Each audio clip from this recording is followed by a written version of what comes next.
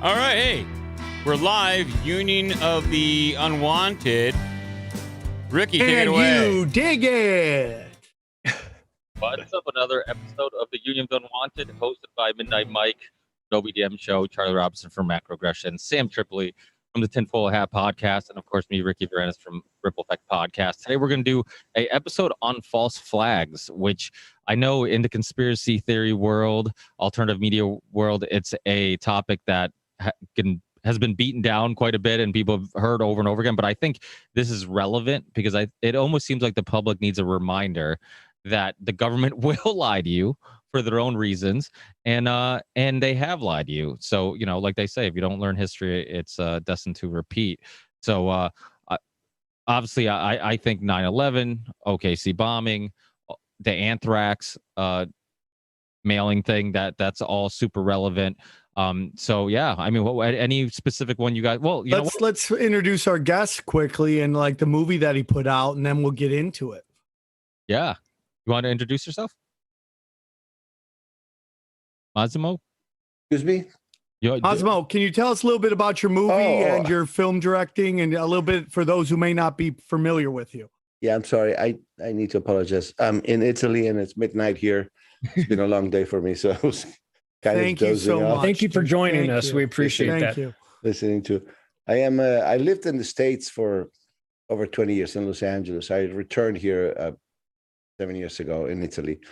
When I was in the States, I did a few documentaries, namely at least 3 on 9/11. The first one was only in Italian. It was called Inganno Globale, which means global deceit.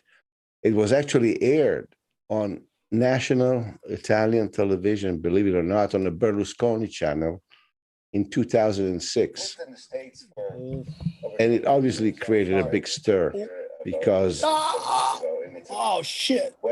I'm an asshole. What is going on? Dan's got technical difficulties. It's okay. He's got it under control. Okay. Continue? Yeah, please. Continue or restart? No, just continue. We're just live. It happens sometimes. Oh, okay, fine. I just did a live show myself. We had a lot of screw-ups too, so it happens. So basically, this 9/11 documentary was a bit of the equivalent of Loose Change in the States, except that here it was broadcast on national television by a Berlusconi channel, on top. And it was a major reaction the following days. It started a whole season of discussion on 9/11. So basically between 2007, 2008 in Italy, the 9/11 issue was discussed at mainstream media level, which has not happened in many countries that I know of. I don't think any country has really discussed 9/11 publicly at the mainstream media level. After that, I made other films. I made one called Cancer, the Forbidden Cures. One is called The True History of Marijuana. All the titles tell you already what it's about, obviously. The one is called The Second Dallas on the Robert Kennedy assassination. I also made one research into UFOs called UFOs and the Military Elite. And then I did the one we were talking about before, which is the biggest effort, the biggest enterprise I ever undertook, which was September 11, the new Pearl Harbor. This was a 5-hour-long documentary on 9/11, which is considered by many the most complete, the most complete, in-depth documentary on 9/11, only because it covers both sides of the positions in the same films. So in the same film, I present first the claim from the so-called conspiracy theorists, and then I present the answer to those claims by the debunkers. And then I reply to the debunkers' response to that. So this is why the film is 5 hours long. It's not because I enjoy taking forever, simply because you need to cover everything in detail. And then after that, I gave up. I stopped with dealing with 9/11. I took up 10 years of my life studying 9/11, and it was really enough for me. So I moved on to something different, and I made a movie because I was a photographer before in my life. I made a movie on what I believe to have been the fake moon landings, the moon hoax theory, not from a astronautical or aeronautical point of view, but from a strictly photographer's point of view. I mean, I was a professional for 30 years as a photographer, so I know exactly why, and I can explain why the moon pictures are taken on Earth with artificial light in a studio. Now, whether that means that we never went to the moon or not, I don't know, but I do know for sure, and I believe I have proven that the pictures and the images, the videos and the pictures that we think are from the Apollo missions are actually shot in a studio on Earth. That is pretty solid evidence, in my opinion. So that's basically what I've been doing in the last 10 years, 15 years. I love you, dude. Me too. I have had watching parties of 9/11, the new Pearl Harbor, and American Moon. Like, I'm over the moon. Okay, so you basically all conspiracy theorists here tonight? Yeah. We love what you're saying, and I agree with everything you're saying, and I'm honored to have you on. And thank you so much for joining the Union of the Unwanted. This is really great. You've actually had parties watching my movies? Is that yes, true? It's there. Okay. You change it from theory to reality. I mean, it's very clear. You prove it. The rest of us theorize, but you lay it out. I mean, the American Moon thing. But the 9/11 one too. I used to be on terrestrial radio, and it would be hard for me to kind of dig into 9/11 to the regular mainstream audience. And I would just urge people to watch your 5-hour documentaries on my website. And American Moon also, there's just no denying the evidence that you present on that. It's not right. It's not everything, but it's strictly coming down to the photographs. I'm completely convinced by your documentary. Well, believe it or not, there are people who are still not convinced.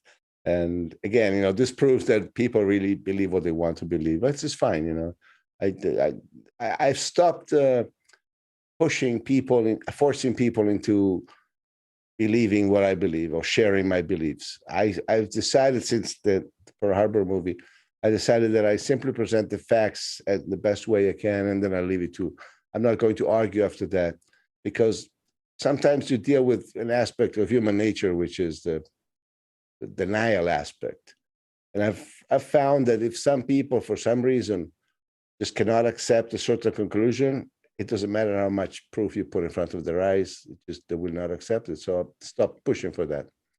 But of course, when I find people who understand the evidence and appreciate it, I am happy for that. For instance, sir, I didn't watch your movie on the moon, but like, for instance, isn't it just more like cost effective to do it on the ground here? Like, I firmly believe that we went to the moon. We have been to the moon. But because of the Soviet Union and the space race, we had to ensure we had some propaganda to show. So it was a mixture of reality and stage stuff to create a complete narrative. Right. So what you're basically saying is the pictures could be fake, but we still went to the moon. Yeah. Which is a very common intermediate position. I found a lot of that, and I respect that. It makes sense, apparently. No, what I'm saying is it makes sense logically. It's very feasible. Technically, there's a little problem with that. I don't know if you want me to get into that. I would love it. Yeah. Okay. Think of this. If you analyze, take Apollo 11. I'm sorry. Is anybody has their speakers on? Because I get my own voice coming back. Pretty frustrating. I do not have it. No. Okay. Do you have another tab open? Maybe you've got your own thing coming back at you. Maybe it's me. Oh, I only have the email open, which is you. No. Yeah, if you guys haven't seen his cancer cures documentary, I don't know if you could still find it on YouTube. So when I had Massimo on, it was a while ago, but I remember you could still find just about all his work still on YouTube. And cancer cures will blow your mind, because cancer cures is legit. Like, he's documented doctors and treatments that have evidence to help people with cancer, and each story is so unique because one will be demonized, one will be called pseudoscience, or another one will be threatened, And it's just like, it shows all these historically, all these different individual stories of people that had some evidence of success with curing cancer, treating cancer. I've got to say treating cancer because I don't want to get kicked off YouTube quite yet. And it's amazing because once you look into these herbs and you look into, and you know the names and you know what to look for, you can actually search more into this, and you're like, wow, there's like, this was a person who was demonized, who's having success in their little village or their little town. Everybody around there knew about it, but it's been completely suppressed from the public. So this is kind of related to what's going on right now, because this idea that, like, you know, government agencies care about our health or care about keeping us, you know, I guess healthy, and regulations that actually help us instead of hurting us is just ridiculous. Right. Now, would you like me to go back to the moon or to respond to this? No, we Yeah, want sure, whatever you want. Okay, let's go back to the moon because I want to make this clear. That Mike is your name. You're going to have a different perspective after what I tell you. Sure. If you consider Apollo 11, which is the most known mission from which we have images, and we know the images from. If you consider the pictures, the actual photographs taken with the Hasselblad, and the video sequences, which were broadcast back to Earth, and you compare shot by shot, every time a shot is taken, you look at the actual picture in the video sequence, they are definitely taken at the same time on the same set. I mean, there's so many details that you can tell that those pictures were actually shot on the same set that was shown on the video sequence. Millions of details. A little puff of dust that moves at the same time the shot is taken, and you have the same power. You could not, my point is, you could not replicate the video sequence and the pictures at different times and places. Okay, they happen on the same set, whether the Earth or the moon. Now, the images, the video sequences were sent back to Earth live. We did see them on July 20th, 21st, 1969. That means that also the pictures had to be taken either at the same time or both were taken before. But in no way could the pictures have been taken after the actual broadcast. So this kills the idea that many people say, oh, maybe we went to the moon, the pictures didn't come out right, so we had to reshoot them on Earth later. No. The video sequence establishes an actual timestamp for those images. And therefore, you must know that the pictures also were taken either at the same time or both of them before, but at the same time. So this kind of kills that intermediate theory that many people adhere to, like you do. Can I ask a question about the live stream? Is it plausible that, because the way they present the live stream, Houston was actually speaking to the astronauts in real time, back and forth to the moon? I mean, it seems like it's faster even than the speed of light. Is that not one of the pieces of evidence that this can't have been what they're telling us, or am I misunderstanding? No, absolutely. One of the major pieces of evidence that I found is that in some sequences, not all of them, in some exchanges, the actual delay that you would expect in a communication between the Earth and the moon is missing. You need at least 1.3 seconds for a radio signal to reach the moon, and at least 1.3 seconds for it to come back. That's providing the astronauts replies immediately. So if I say, what's your name? And you say, Jane, immediately, that's at least 2.6 seconds you need between the question and the answer. I found instances where there's not even a second between the question and the answer. And therefore, that means, excuse me? Did they have the technology even to do it that fast at that time? No, you can't go faster than that.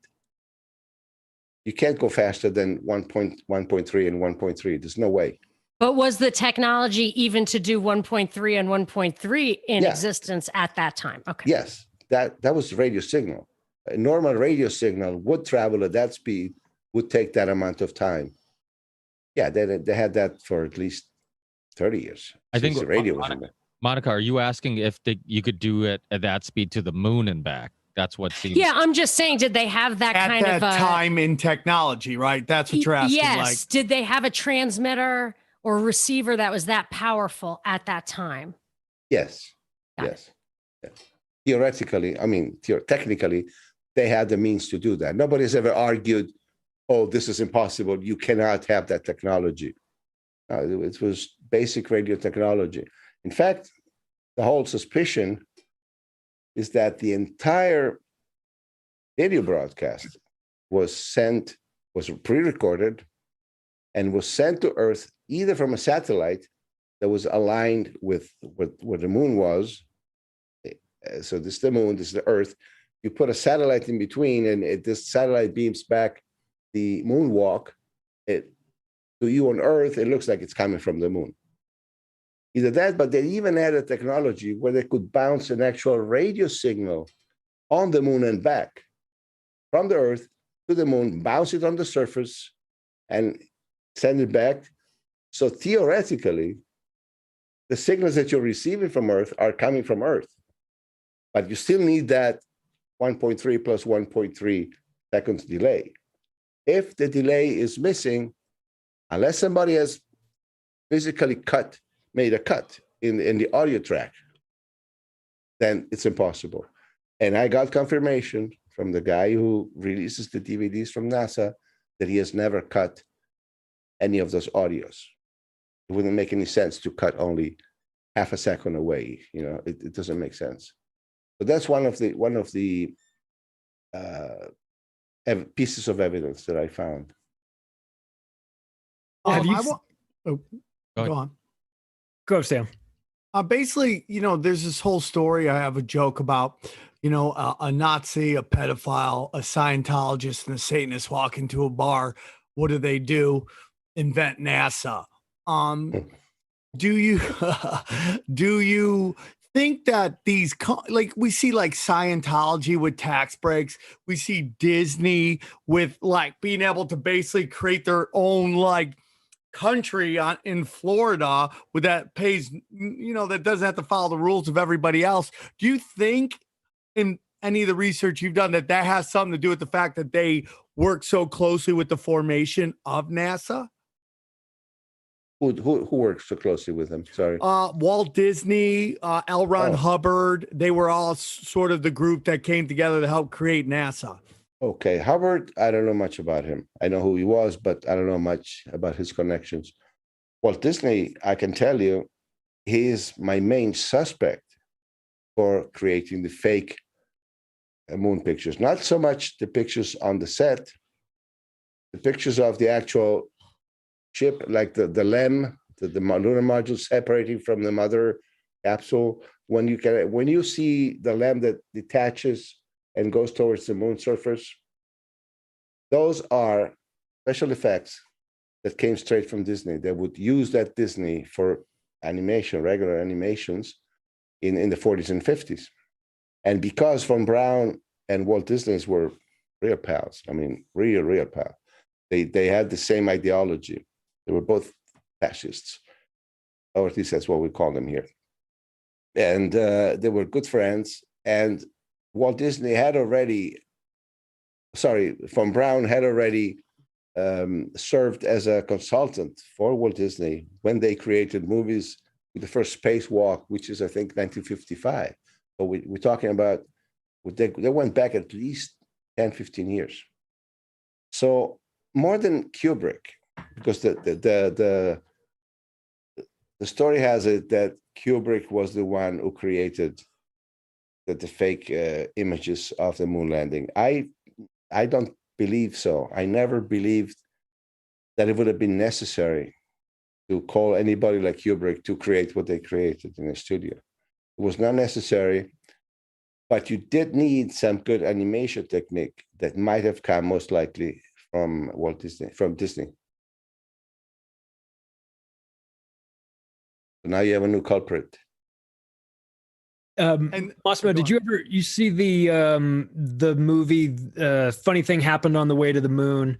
Yeah. Where they have the audio with a third channel coming in of somebody who is managing the back and forth conversation between the astronauts in the ship and back on the ground, and you hear a question come across, and then you hear an unknown voice say, "Wait for a second," and then say, "Talk."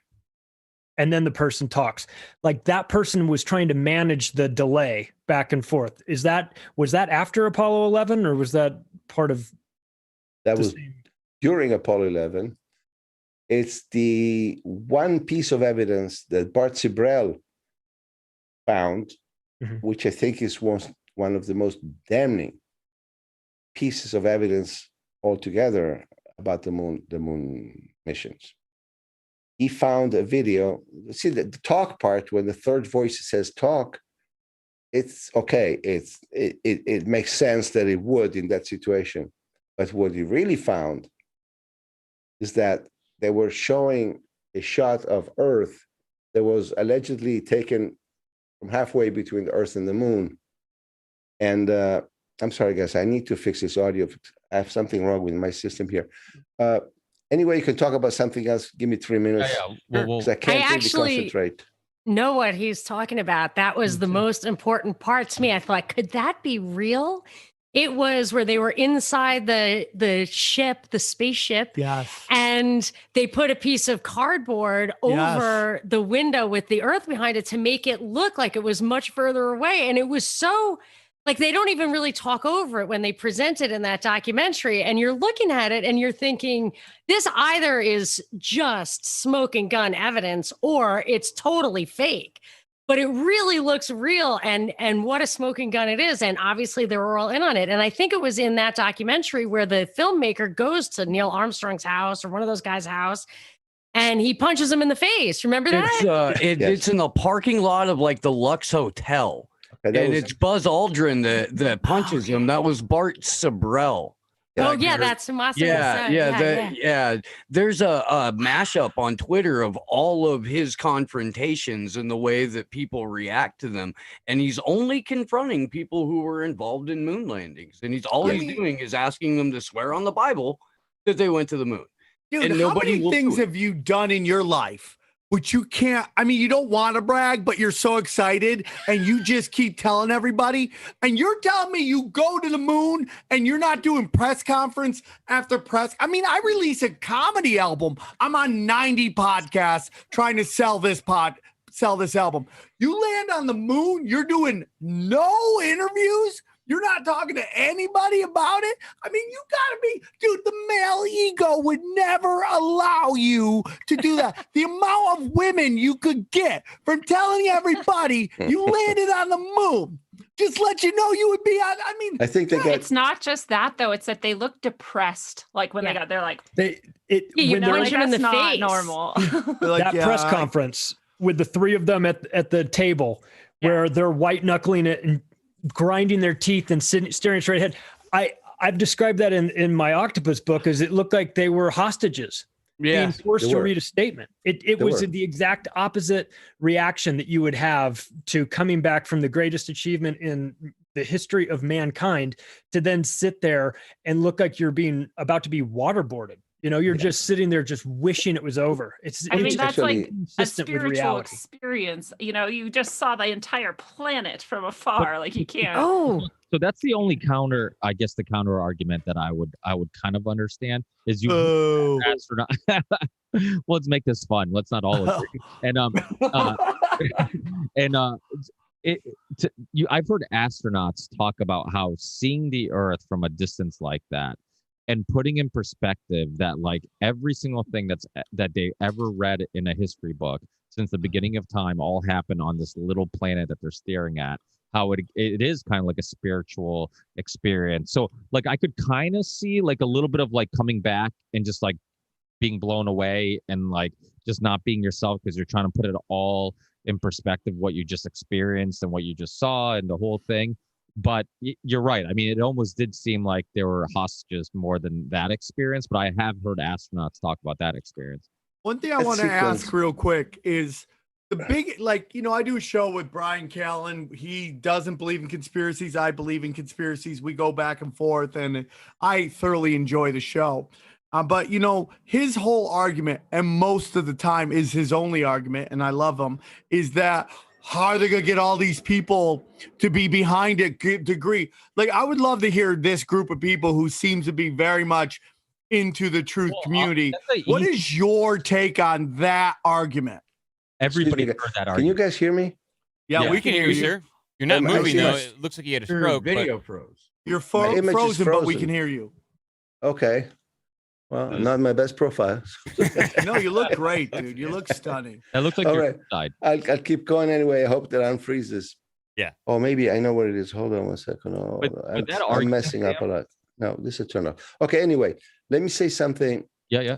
That embarrassing sequence about the press conference is possibly the one single piece that anybody needs to see to know that those guys not only did not go to the moon, but had to represent that they did. I mean, they was obviously forced to. The Barcy Brell thing that you mentioned before, it was he went up to at least 10 astronauts between the moonwalkers and those who actually circle the moon. I think Apollo 10. He also interviewed Ed Young from Apollo 10. And the reactions these guys have when he says, swear on the Bible you went to the moon or you circled the moon, are another piece of damning evidence. As somebody said before, you've been to the moon, man. Why would you not swear on the Bible that you have? I mean, it's the most obvious Or thing. feel sorry for the nut who says that you didn't. Like, why Right, do you yeah, of care course what I that would. guy thinks? By the way, you don't care. in one case, Barcy Brell offered also Neil Armstrong $5,000 to be donated given away to poor people if he just swore on the Bible. He still didn't. He wouldn't do it. But let me give you one little anecdote that nobody has ever heard from me or from anybody else. It just came to me because we were talking about Ed Mitchell, Apollo 13. Once, when I was living in the States, I met a very famous actress, and I'm saying very, very, very famous, okay, top level in the history of American films. We were discussing the possibility of making a movie about a subject that is not interesting here. And somehow the conversation went on to the moon. And she said, oh, I was very good friends, meaning I was together for a period of time with Ed Mitchell. And he told me, she said to me, that he did not walk on the moon. He just was out in orbit. And I said, excuse me, Ed Mitchell is one of the 12 known moonwalkers. Oh, no. Absolutely, you're mistaken, she said. He did not go to the moon. He told me that he only went in circles in orbit, but he did not go to the moon.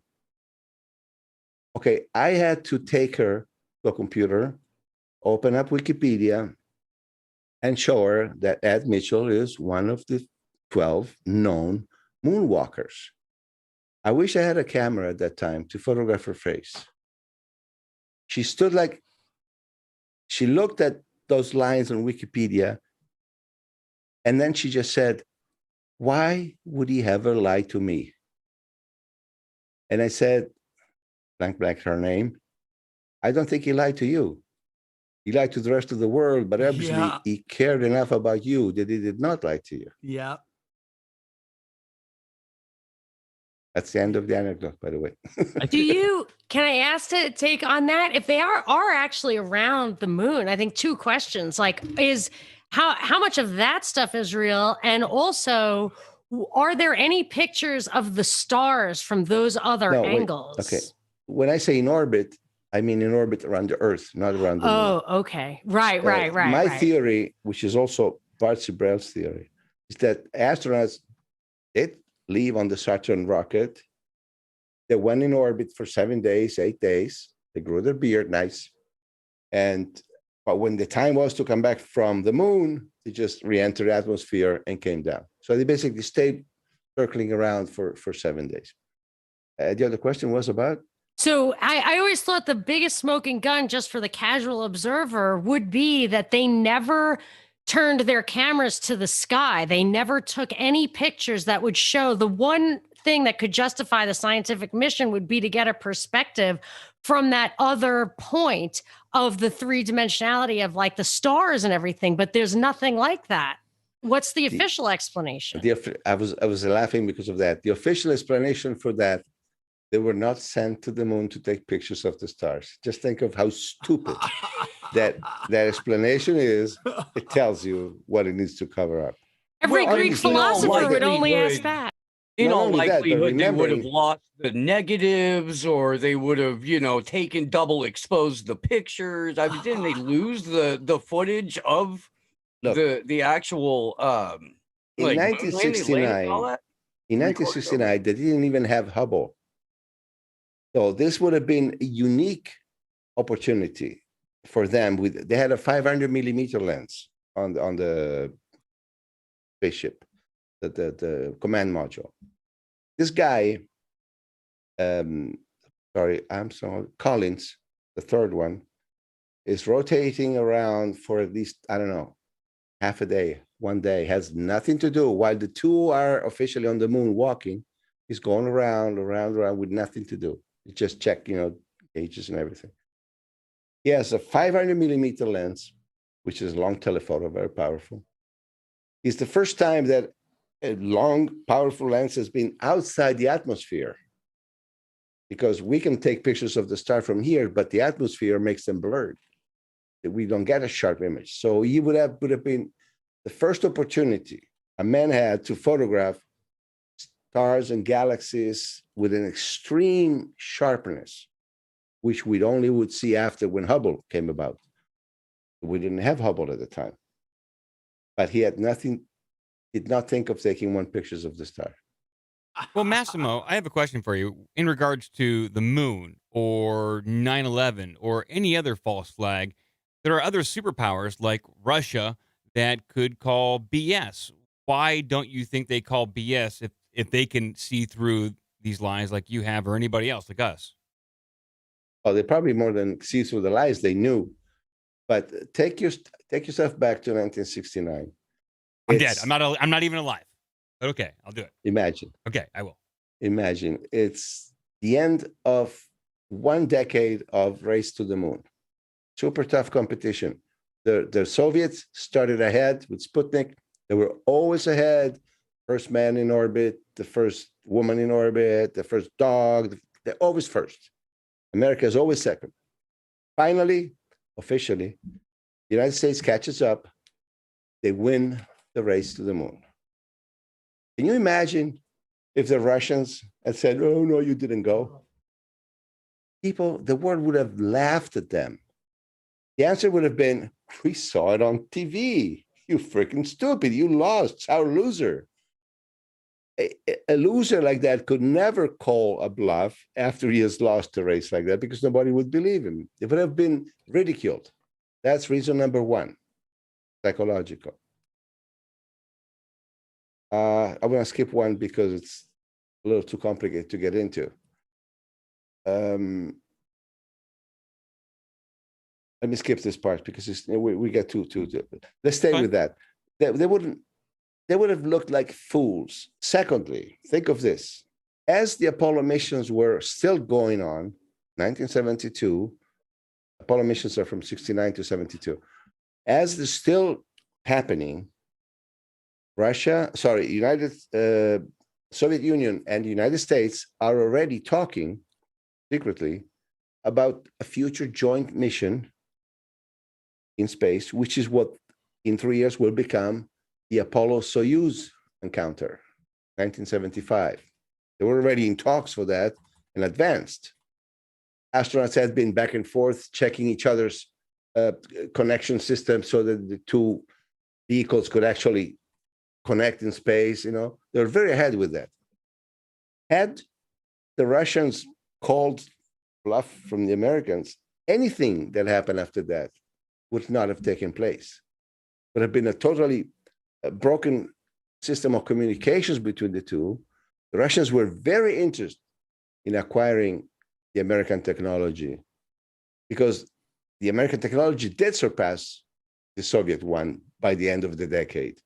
They were very interested in acquiring that. So think that you will look like a stupid by calling a bluff, and you would lose all the possibility of what's already going on behind the scenes. I don't see any reasons why would anybody call it like that. And third, Soviets also had a lot of skeletons in their closets. So I don't think it's healthy to start calling on each other's lies, because you never know where you end up, you know?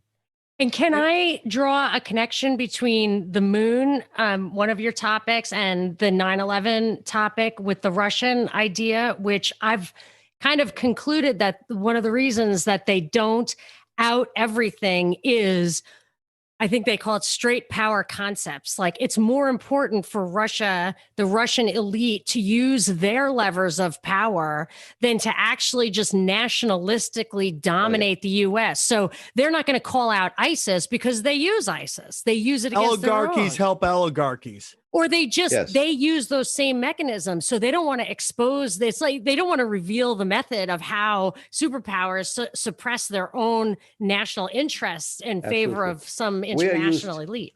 We're used to thinking versus, Soviet Union versus the States. That's the story we were sold in the 60s, the race between this and that. In reality, if you go above the official level, there's a cross connection between the elites and the elites. And I couldn't care less about calling each other's bluffs. That's okay. You won this one, we win the next one. It's not a problem for them. That's why I always thought the idea that the moon landing was a hoax in order to win the Cold War was rather noble. Like, I actually thought it was a noble lie, too noble even for the U.S. government to do. Like, I think there must have been a deeper reason to perpetuate that hoax than simply to dominate Russia. Massimo, I wanted to ask something. The biggest argument we were going to get into it is from the regular people, is that how can so many people be in on this? Yeah. I don't think you get into those rooms to play this character that they want you to play unless they absolutely know you're playing ball, whether it's blackmail or you've shown some initiation to get into that room. You don't get into that room. When NASA shows up, 20 people in the room going, yay, we landed on Mars, when we're really in Greenland. Those people are hand selected to go into that room and play that role. What are your thoughts? I thought is that actually that is the large room. There's a smaller room. And the chances are that the people in the large room are the first ones to actually be duped. In other words, you have this image, the famous image, of the lamb landing on the moon, and it's a small step for mankind, whatever he said, a big step, whatever. And everybody cheers.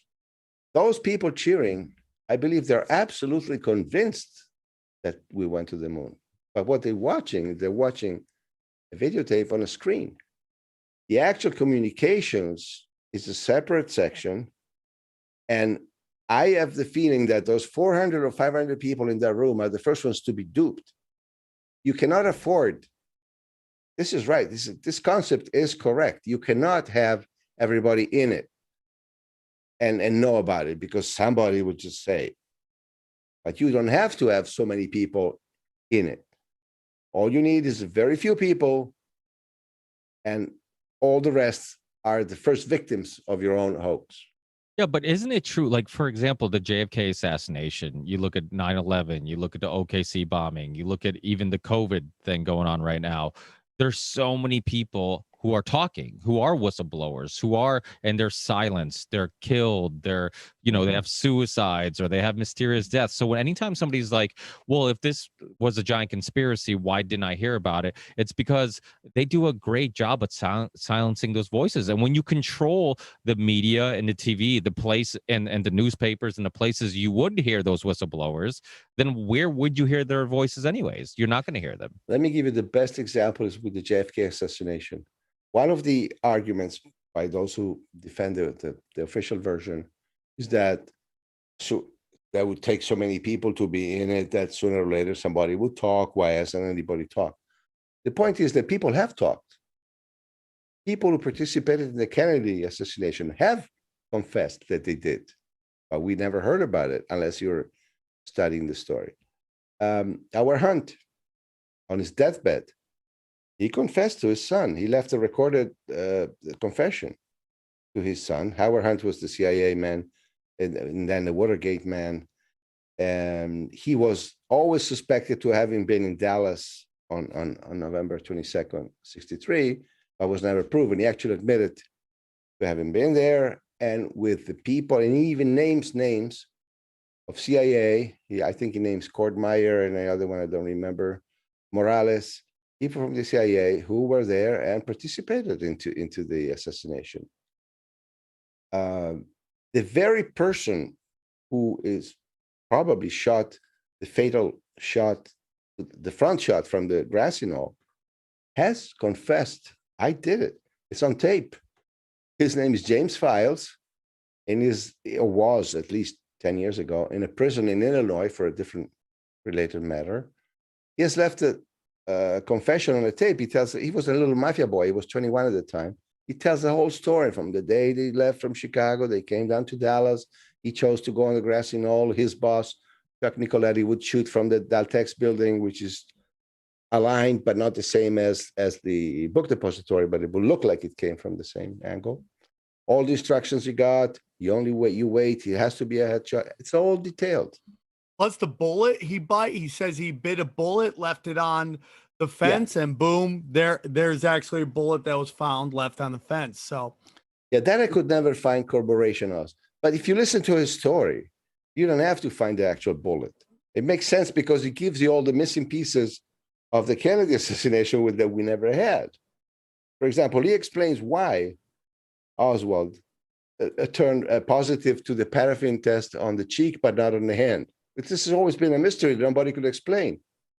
Sorry, the opposite. He was positive on the hand, but not on the cheek, which theoretically would mean he's not shot a gun. He explains that. I'm not going to get into details now. The third confession that you have is a guy named, give me a second, Tosh Plumlee. He was the CIA pilot at the time. He, on tape, tells the story of how we collected Johnny Rosselli, which is one of the killers of the mafia, the day before from, I think, Lantana in Florida, and they flew to Dallas, to Houston first, and then to Dallas. So he confirms that the same killers that James Fales says were in Dallas, he actually flew them there. So you have these triangulations of confessions that match perfectly. So my point is, people do confess at some point. The problem is that the media doesn't pick it up. The guy who interviewed James Fales in prison 15 years ago, when he told the story of how he killed Kennedy, he thought he had struck gold. If I were a producer and I get an interview with the guy who says I shot Kennedy and it's credible, I walk out of that prison and I think I've struck gold. Well, guess what? Nobody wanted to buy his tape. We only have it because we made research, but he was not. So the idea that just because somebody talks, automatically the whole world would know, it doesn't stand. That's the missing part. The media does not want to officially acknowledge that Kennedy was killed by the mafia in cooperation with the CIA. They will never officially write that in a history book. Everybody who has studied the case knows that that's what's happened. But that has to stay as popular belief. It cannot become official history. So the fact that somebody speaks, they don't care. Did you ever hear on CNN about Howard Hunt's confession, his son? No. Did you ever hear on CNN, ABC, or CBS about James Fales' confession? No. They refuse. They say they want to know. So that's how it works. It's not enough for people to speak. It has to reach the larger audience, which it never does. What I always find is whenever these events happen, and the best example of this was the Vegas shooting, where like the intelligence people, and I'm sure in intelligence, there's a lot of good people, and like any group, any organization, there are some very bad apples that are up to no good. To blanket statement any group is just ridiculous. But what I watched in the Vegas shooting was the FBI showed up, and what they do is they set the official narrative, and that's what we all work from. And from there, we all, the truth community has to go and start picking apart, and we have to fight against that, because for some reason, the people that have been lied to forever are, I call them goldfish, because they only see what's in front of them. They don't remember anything that happened to them 2 seconds ago. They just go off that narrative, and we must work off that narrative, debunking all of that. And they set the precedent in which we must work from. And that's the most damaging part. And no matter how many times they're caught lying to us, the masses don't seem to want to remember it, because I think in their heart of hearts, they don't want to believe that the enemy is within, or that the world is this dark. It's great to have boogeymen out there, right? Like these people that were like, Al Qaeda over there's the bad people, or the Nazis in Germany are the bad people. But it can't be a small group of powerful people within our own intelligence or government, because that's not how the world works. The meanies are over there, not over here. And we just end up pushing back against that. I mean, what are your thoughts on that? This takes us back to what we said in the beginning about the denial. And the reason why I don't push my findings on people, I don't force my conclusions on people, because this mechanism of denial it's very precious, very important for people to maintain their psychological balance. So if somebody is well equipped enough to accept an uncomfortable truth, the truth is welcome to them. But if they're not equipped for that, you're just going to destabilize them and make an enemy, and they're going to hate you for breaking their own bubble of security in which they think that the world exists. So that's why I never insist. When I start a discussion with somebody, if they're interested, I give them what I have, and they can do whatever they want with it. But if they don't ask, I'm not going to. I changed. I used to. Oh, come on, think. I used to push everybody to the extreme. And of course, then you just make an enemy, and people just hate you, and they still don't change their mind. I think this goes back to why it's so important for people to be healthy in their own selves, and work on healing, because I don't think you can get to that point. Like you said, you have to be well equipped enough to deal with the truth. If you're a broken, scarred individual, you're never going to get there. And so, it's just a little, goal for people, I guess. You don't even need to be broken and scarred. All you need to do is a little bourgeois with your little mentality. Like even here in Italy, for example, many people have this great idea that America is the greatest democracy in the world, okay? Of course, we have that idea. We have been soaked in propaganda for 70 years after the war, so of course we believe that.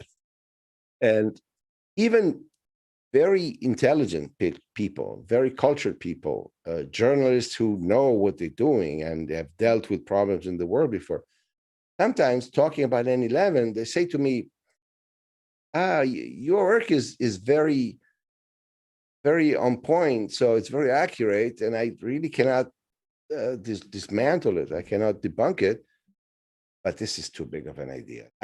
Americans would not do this to themselves. So they have this preconceived idea that America is the perfect place, and there's nothing you can do about that, because it's the premise of the reasoning. So no matter how late you come with information at the end of the reasoning, if the premise is Americans would never do this to themselves, that's not going to change. A quick question real quick. So being out of Italy, I've been doing this podcast called Tinfoil Hat. I would love to have you on sometime, but I've done some study and I kind of get into this idea that whether it's CIA, Mossad, MI6, they have different names, but they all seem to be kind of the same organization. And maybe I'm wrong and I'm going out, but for me, it just seems to be more of a Jesuits thing, and that they all kind of work under the same organization, but in different parts of the world. And that, organized crime, how many of these countries, like whether it's Europe North and South America have like these crime families or these crime organizations that seem to have a real Catholic base to them. The Italians, the Irish, the Mexican mob, they all are like strong Catholic roots. Am I just talking crazy right here, or have you studied any of that and found that there might be something that there's as they say in boxing, there's levels to this shit, and what is a higher level than maybe even the intelligence communities? It seems to me like you're looking for a religious connection when you mentioned Jesuits.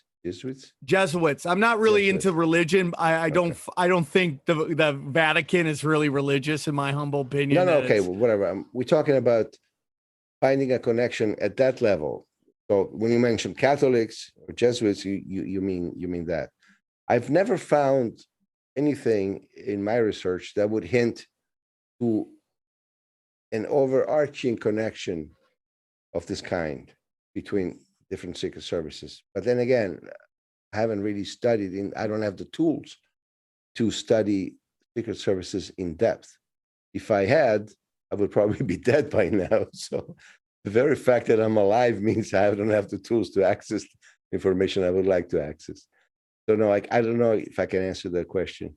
Well, there's also the going back to the space race, and the moon landing and all of this. I had heard and seen that every single space agency in the world all use the same symbolism of the vector symbolism. It's just like that arc, sort of like the Nike swoosh.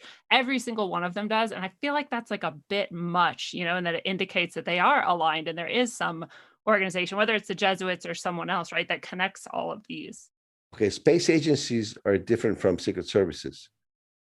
Space agencies may have a Masonic connection, and the symbolism is typical of Masonic organizations. In that, I would be more prone to believe that there is a connection that goes across all of them. But before we were talking about secret services, MI6, Mossad, CIA, and that. Well, you know what I want to get into too, because we have the pleasure of having Massimo, my two guys that are responsible for my two favorite 9/11 documentaries. You have Jason from Loose Change, and then you have Massimo from 9/11, A New Pearl Harbor. And why? There he is. That's the Jason. Yeah, look at you guys side by side. We talked about, let me see, it would have been 2005, 15 years ago. You guys were coming to LA. We were trying to organize for me to come and meet you guys. We never made it, but I remember talking to you, Jason. Yeah, I have aged and you haven't. What's wrong with this picture? I have aged and you haven't. Oh, I'm lucky, and believe me, I'm feeling it. I'm almost 42 now. I jumped in a little bit, and I didn't want to interrupt because I had another broadcast. But you're talking about the space race, and this is something that I've really looked into. I kind of want to understand where you're coming from on these new messiahs of space, such as Elon Musk and Jeff Bezos with their privatized stuff of Tesla, SpaceX. And now they had this, Inspiration 4, where you could be on the Space Force if you were in an internet lottery. You have Blue Origin from Jeff Bezos. And it just seems to me that these guys are using antiquated technology. It's all based in rockets and not new propulsion systems. And we constantly get these promises that we're going to the moon and we're going to colonize Mars. And obviously that's masking something else. So why do you think that they're amplifying these guys as the new prophets of space? Why does each of those people do it in particular? I cannot tell. In general, the idea of the space race has always, since the 50s, has been pushed in order to allocate money from government that obviously then goes somewhere else. I don't know how many $billion was actually the NASA missions worth. It was a lot at the time. I think it was 150 billion could be of today's money or something like that. If they did not go to the moon, and they only spent part of that money, where did the rest of the money go?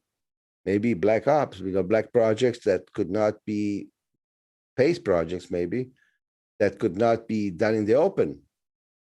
That could be a very good reason. For example, now we hear about Mars. We're back in the 1960s when it was the moon. Everybody thought we're going to the moon. That helped Congress to fund all that money that possibly went somewhere else. Now it's Mars. So obviously we're going to have new projects going to Mars, new ideas going to Mars, development money. If we're not really going to Mars, which I don't believe we are, where is that money going? So there's a big cow to be milked by proposing future frontiers in space.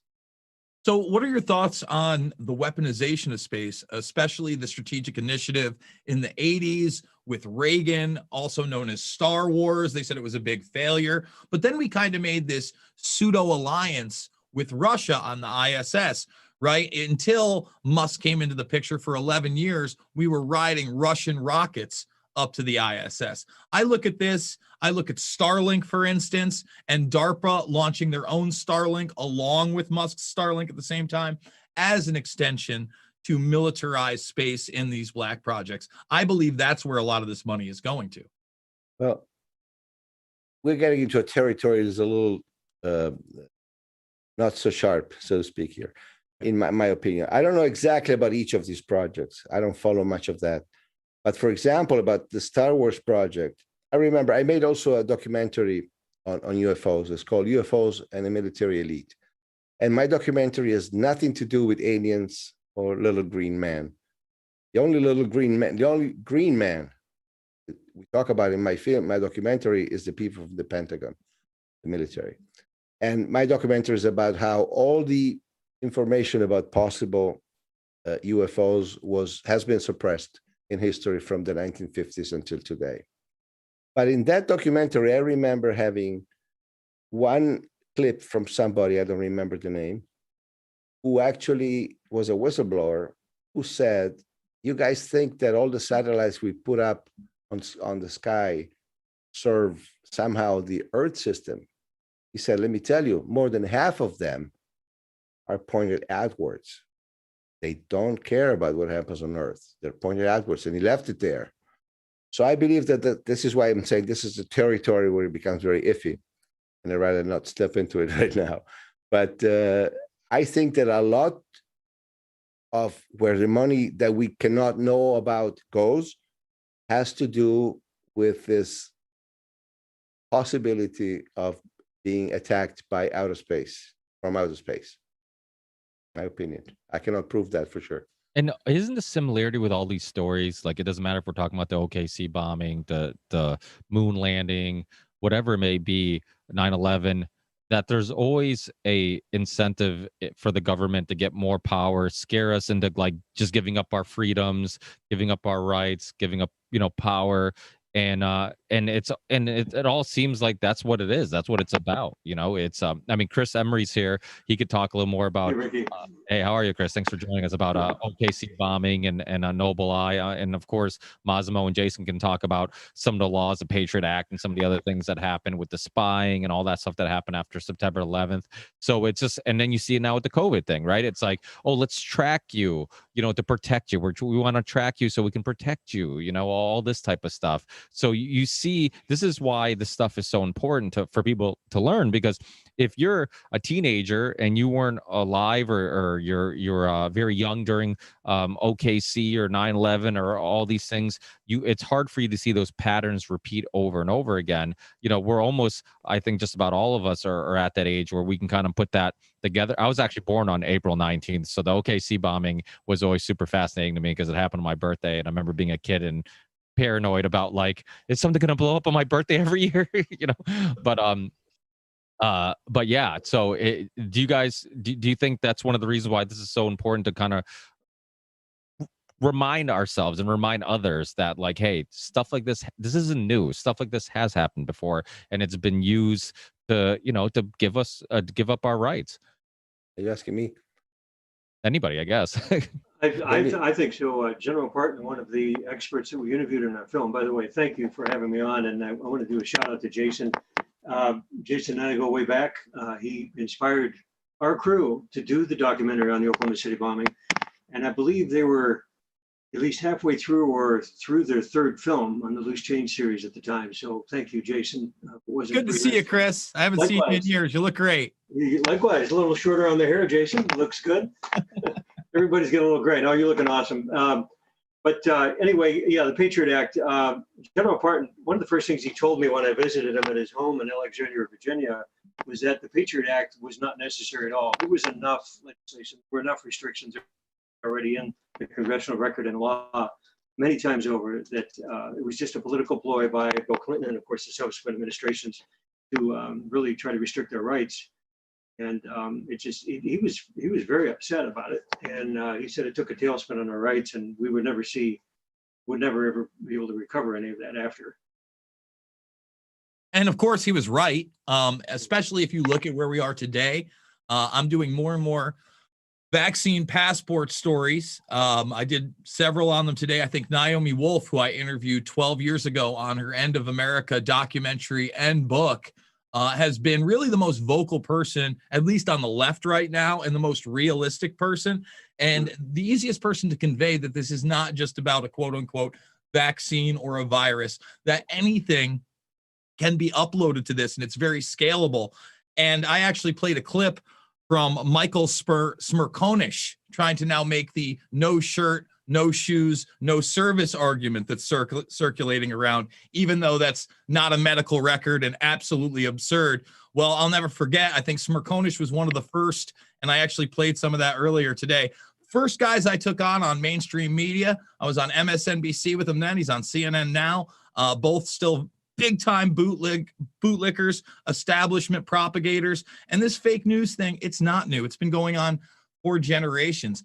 I think we still have to fight it. You know, there was a light at the end of the tunnel that I saw this week, actually, in the Daily Mail. It's probably the most fair article I've seen questioning 9/11 in the sense of the controlled demolition of the towers, Building 7, and on behalf of family members that are still bringing lawsuits almost 20 years later and demanding that the Attorney General in the United Kingdom relook at the evidence.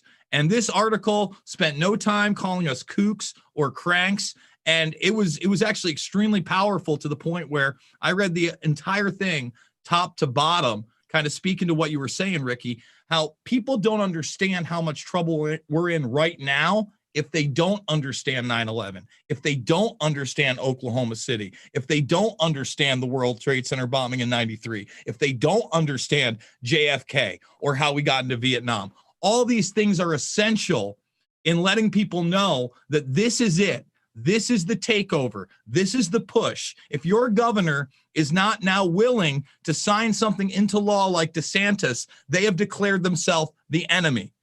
Make no mistake, that is where we are in this country and the world.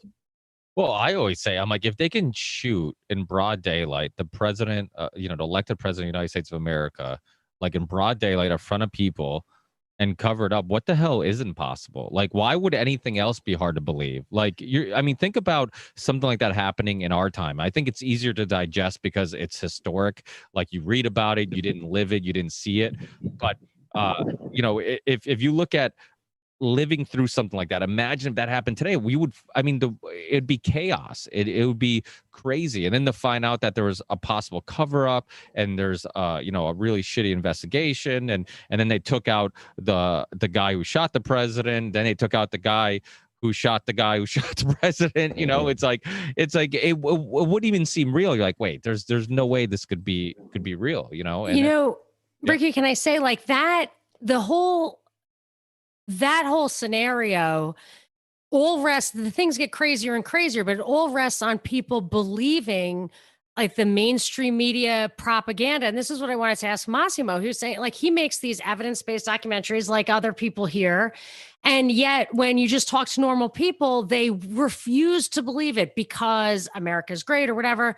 So I'm interested in your opinion, Massimo, of why does the media that comes through the mainstream media have such a more powerful impact? What is the psychology behind that? Or is it that they actually do psychological experiments on how to influence the public. I mean, did you get a sense of that when you're trying to break through those barriers with your stuff versus the shoddy stuff that is more convincing just because it comes through the big pipe?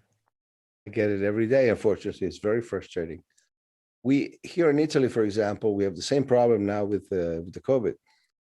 We are about, I would say, 5 to 8% Italians population, maybe, who has really realized what's going on, the big scheme of the big reset that's going on with COVID. 90% of the people, and possibly even more, are totally bought into the mainstream version. I mean, mainstream media is called mainstream for a reason, because it's the main stream, it's the largest. So mainstream media represents and at the same time influences the thought of the majority of the people. And that's why they have a frame out of which nobody dares to step, so that provided you stay within those frames, you will always be mainstream. And for us who are outside, we had the internet and YouTube until yesterday, but now we're getting killed on YouTube.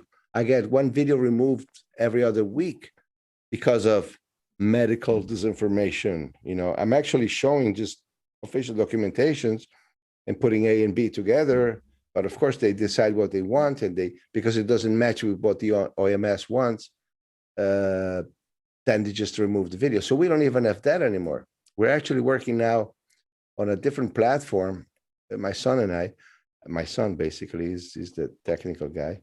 He's building a platform that's totally independent from any public server to host our own videos so that they cannot be taken down anymore. But I mean, up until a couple of years ago, it would have been relatively easy to fight back. Now with this new fake news thing, which has become the weapon for censorship, it's become very, very difficult. Not only is it frustrating to see the power that the mainstream media has over the majority of the people, but even our power, which is already 1/10 or even less, has been reduced day after day because of the censorship, especially on YouTube. I'm sure you guys have the same problems. I mean, Let's get Ryan in here, because this is a perfect topic to get Ryan in here. Nobody's been censored quite as much as Ryan, has definitely of late. So Ryan, thank you for staying up, and you're not even in Italy. Massimo's, it's like 1 a.m. in Italy, and Ryan has a hard time staying up for our 7:00 show. But I'm just busting your balls. But Ryan, you want to fill us in about the extent that censorship will go? Yeah. Well, fair. And thank you for having me on, guys. I should have been here 1,000 times before this, so I appreciate it. No, it's funny. I just brought a side note that I actually accidentally put this on Tuesday, so I almost missed it. And then I thought it was 6 my time, so that's why I came in late. So it wasn't supposed to make it today either. So, but yeah, I mean, we don't need to spend too much time on my censorship. You know, there's so many people out there that have been censored. I'm sure everyone here to a degree has been censored.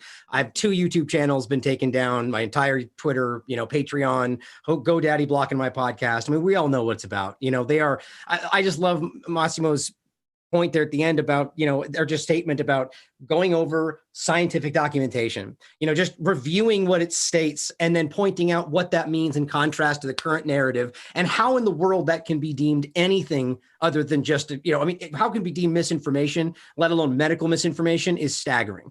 So let me stop you for a second, Ryan. So I just finally did a video on the SPARS document, and this is yet another one of these war games that came out.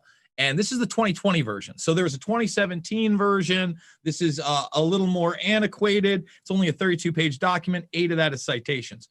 They actually go into a scenario where someone named Epi Girl, and I saw Whitney Webb on Tim Dillon's show talking about how she was basically able to aggregate information that was true and put it in a manner where you now doubted the mainstream media's narrative. Not that it was false. Well, guess what? This entire document, let me see if I can't just bring it up here for all you guys. We'll do it live. We Last American did he just lose? Oh, there you are. No, I'm here. Keep going. We covered the SPARS. I think Derek Bros wrote about that in 2020 November, I believe. He covered it's a pretty alarm. If you guys haven't seen that, I recommend you look into that because it's just another Event 201 style prediction. It's predicting something that will be coming. Go ahead, Jason. Yeah. So if you look at it here, this is basically, and what we'll do is we'll bring it up nice and big so everyone can see it. This person, Epi Girl. Oh, I'm sorry. We'll have to do this one. Sorry. So Epi Girl is now this social media influencer, and she's taking actual VAERS data, CDC and FDA information, and this is a COVID-like thing. And basically, because her stuff is better, the government attempted to respond to these claims through formal press releases, but these were neither as visually appealing nor as interactive as Epi Girl's maps were, therefore largely ignored. So in other words, she did it better than them. And then the other point to make, is that they basically say it's not just misinformation, it's doubt. So responding to misinformation or doubt. So you basically can make a better argument based on the available science and cause doubt in the mainstream narrative. And now that also has to be censored. And that's what Massimo was talking about, right? And the crazier part about that, Jason, to point out about is that what Jason is reading is a is a document. Like, think of it like Event 201. So what blows me away is that they're documenting in their hypothetical situation how they're choosing to manipulate genuine coverage because it creates doubt. So they're stating for us, they'll hide the truth if it creates vaccine hesitancy or however they want to frame it. That's not even a hidden concept today. It's just, that's unbelievable. Well, no, it happened to Whitney. That's why she got booted from Patreon. Yeah. The email said, well, first it was like, here's an example of the misinformation, and it's blank.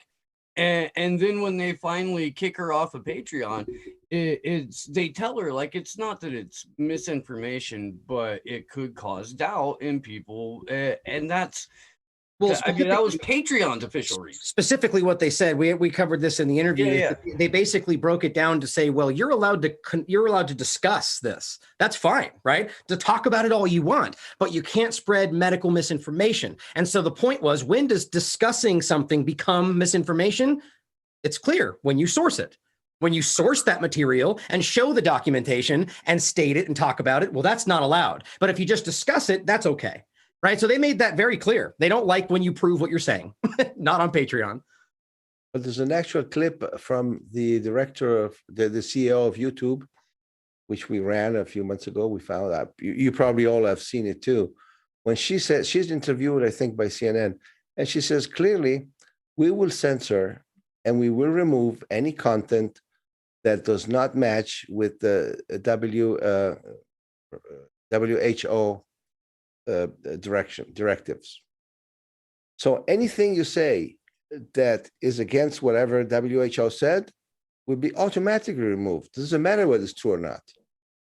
So WHO is controlled in large part by Bill Gates.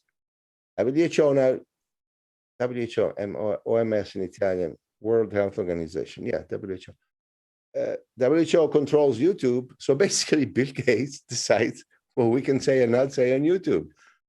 And you know what's even crazier on top of that is that the WHO has stated more than once that they don't recommend lockdowns for the primary source of, containing whatever. And yet all these governments are doing that as their primary source of control. So who is not allowed to challenge the WHO? Just people covering what's happening today, right? It's counterintuitive across the board. It's ridiculous. Another thing in this SPARS document is they want to do models because it takes place between 2025 and 2028. And one of those models, the ideal model, is a UN-based society. So in other words, if you're the UN model, then everything's gravy and it's the best thing since breakfast. Now, instead, they chose a quote unquote echo chamber model where we're more divided than ever. Okay.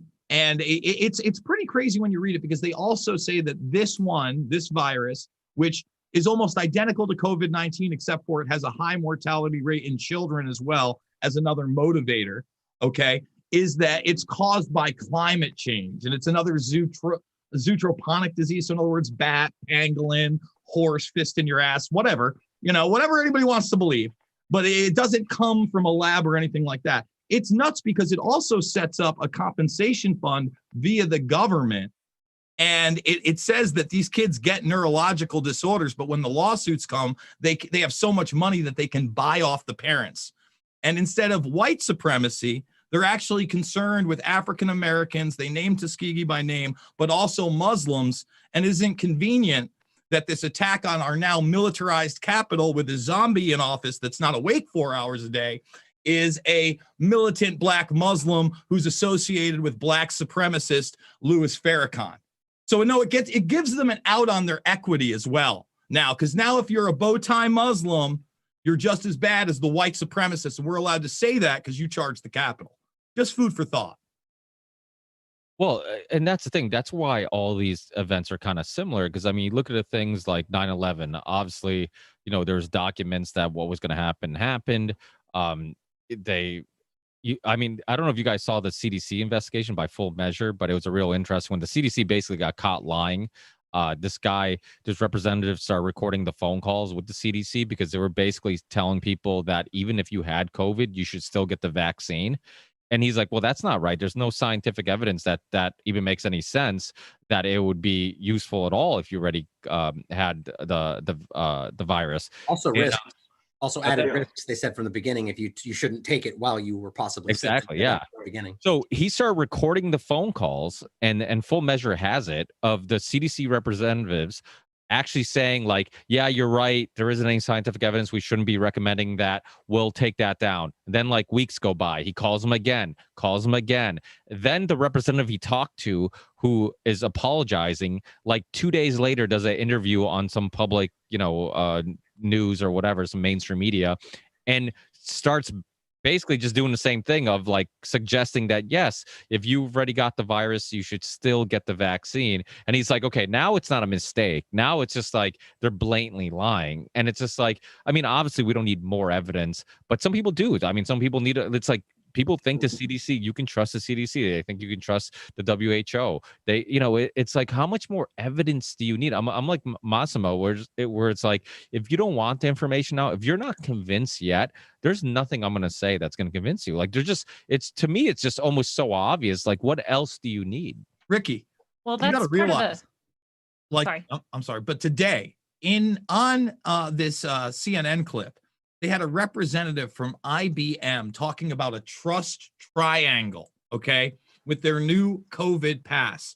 The irony of the fact that IBM, an American company, helped exterminate not only Jews, not only gypsies, not only the mentally handicapped, but also dissidents with their first calculation machines, and nobody went to jail. Nobody was part of the Nuremberg trials. None of that happened. No one was held accountable. It didn't come out until I believe it was the late 80s, early 90s through Edwin Black's research. Should be extremely alarming that the same people that want your trust triangle literally less than a generation ago helped exterminate an entire class of people with the Nazis.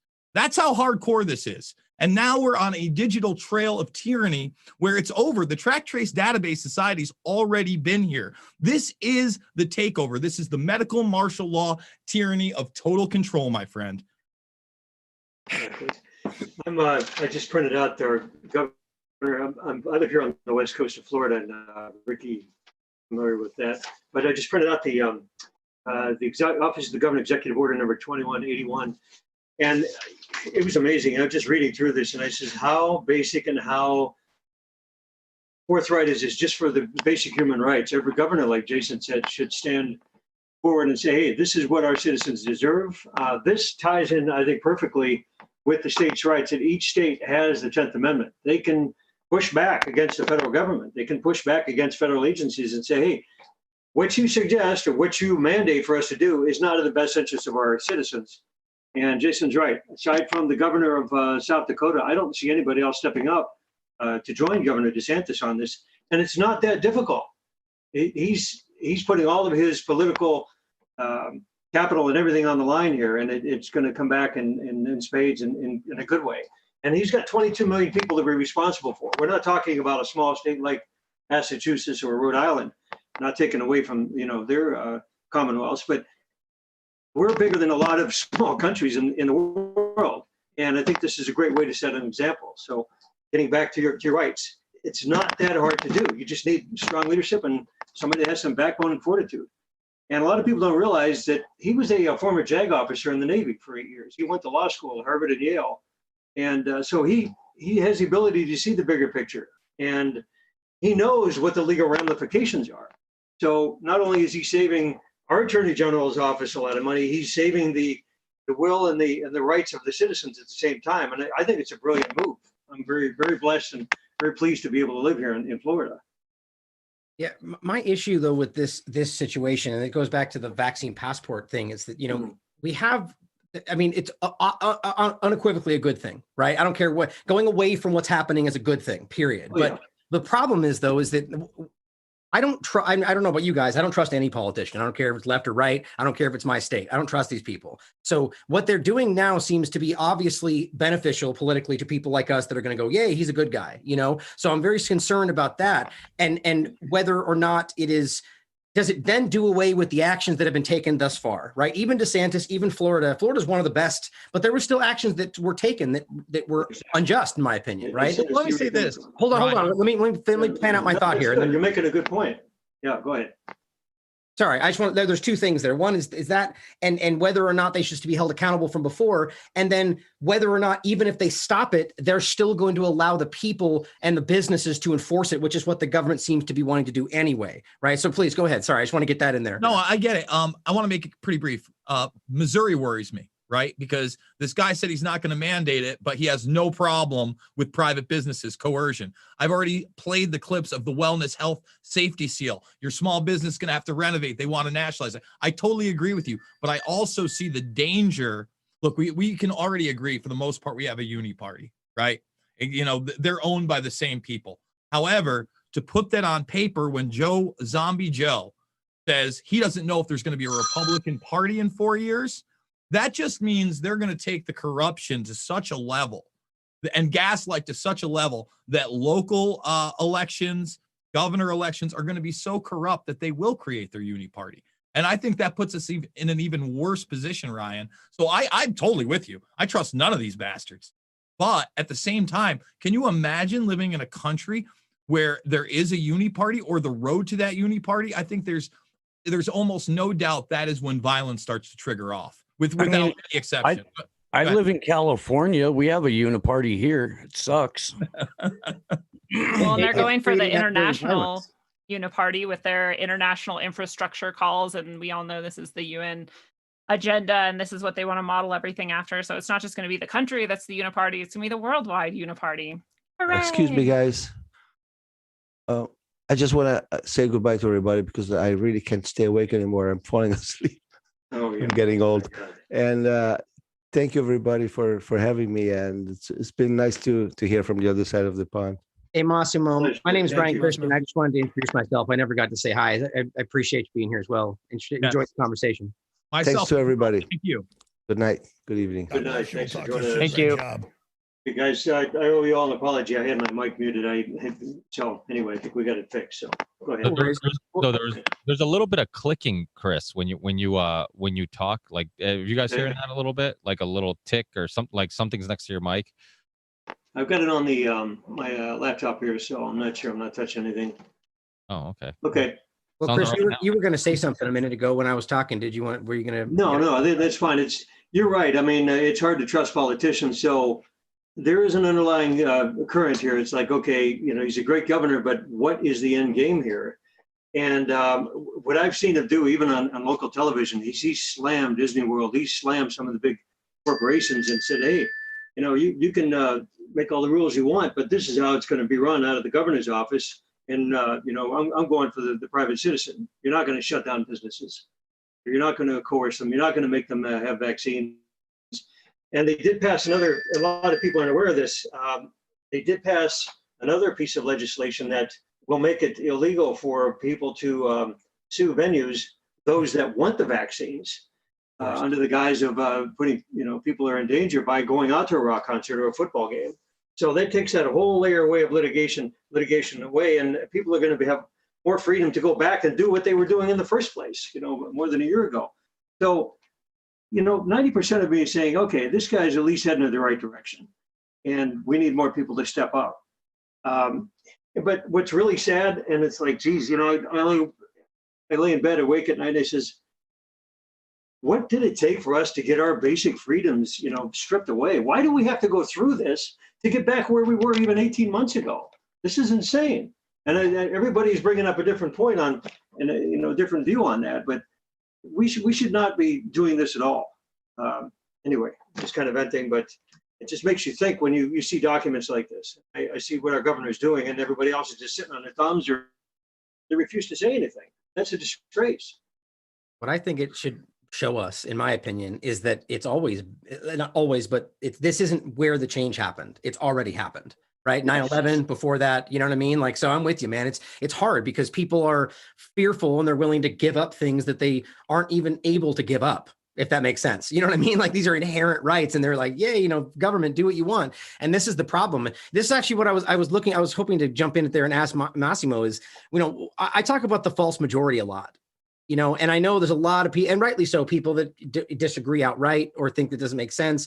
But what are your guys' thoughts on that in general, if you don't mind me asking a question, Ricky? What do you think about, the possibility that we are far more than we think we are, right? Like that there's more of us that believe what we're saying, and then more than just the people that are right with us.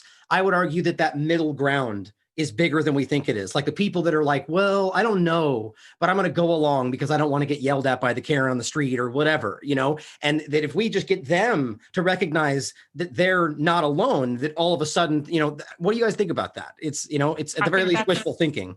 That's exactly what it is. I think there's a huge number of people who are too scared to say anything. They're not empowered. They feel alone. The media has done a great job of making people feel like this is insane to question anything and you're crazy, and and there's real consequences to it. You're going to get fired. You're going to like this and that.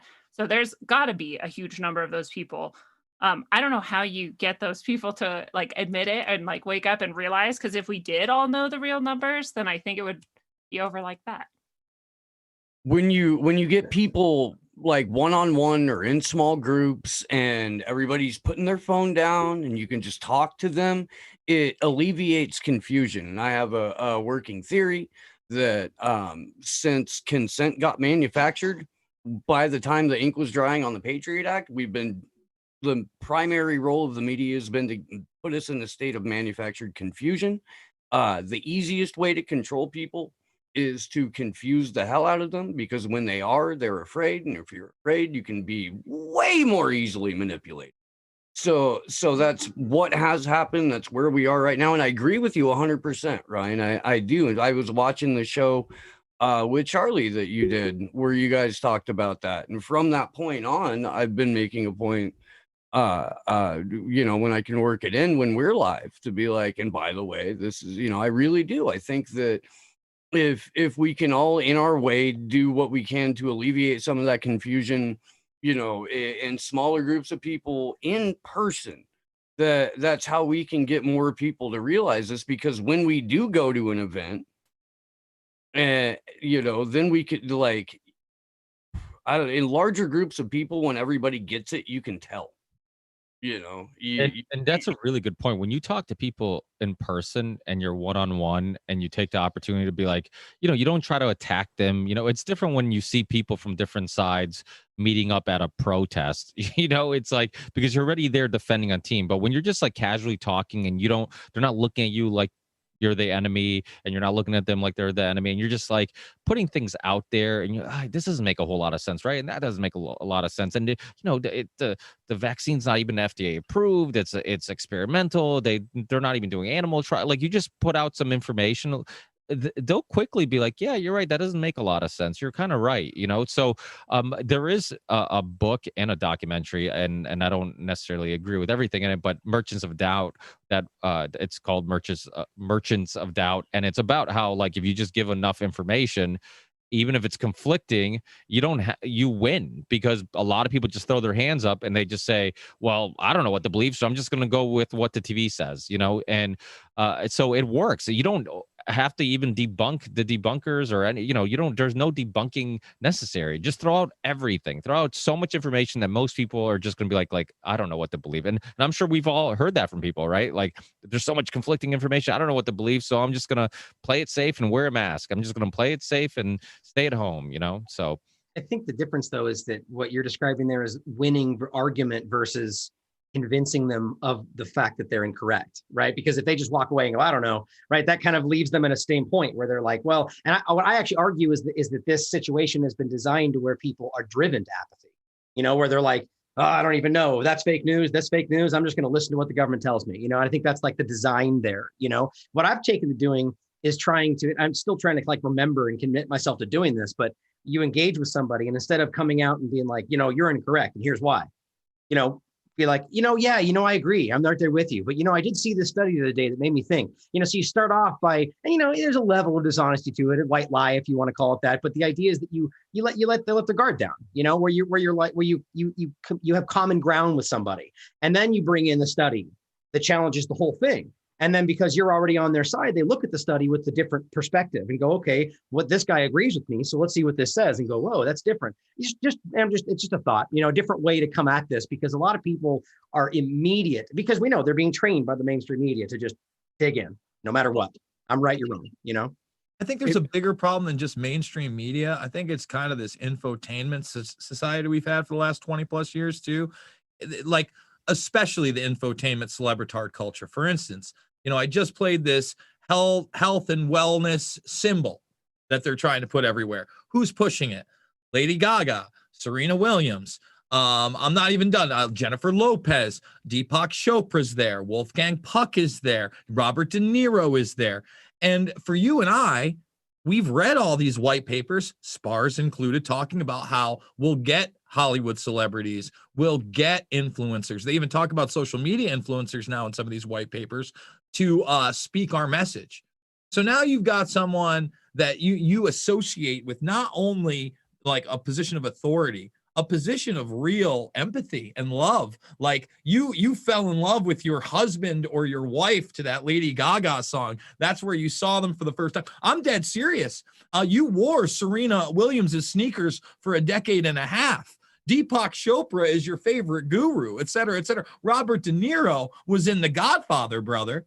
So now there's that level to it. I mean, we always had the Elvis Presley and the Nixon connections, but now that we've been totally absorbed and immersed in that, coupled with the fact that anything that can go against them culturally and visually, such as a Loose Change, such as a Plandemic documentary, it no longer gets to gestate for months and even years. You've got hours, days, and a week at best to combat that same thing. So you know what? I try to pierce that. I'm like, I'll try to see what they're into. And if I can find one of those people that I know is on the dole and the payroll, I'll show them a little white paper and go, they hire these people, right? This is just like a paid tweet, right? Like, they don't actually believe this. I don't even know if they're taking it. Like, Ryan Reynolds, for shame, bro. Like, you're rolling up your sleeve and everybody's joking about microchips and the birds aren't real. We're in a fucking real situation here, guys. And I don't take kindly to jokes about my enslavement. And, like, I totally agree with Ricky with the one-on-one stuff. That's where I'm the most effective, when I'm having a beer and we're at Hooters and we like the same things. But unfortunately, Hooters is what you guys like. Well, I like Hooters here because, number one, they don't have any plexiglass up. There's no signs. There's no stickers. It's just like, I like going down to the bars here because there's nothing. No one's wearing a mask. I like Hooters here. All right, whatever. Listen, the point is, place where I can relate. Which one you go to?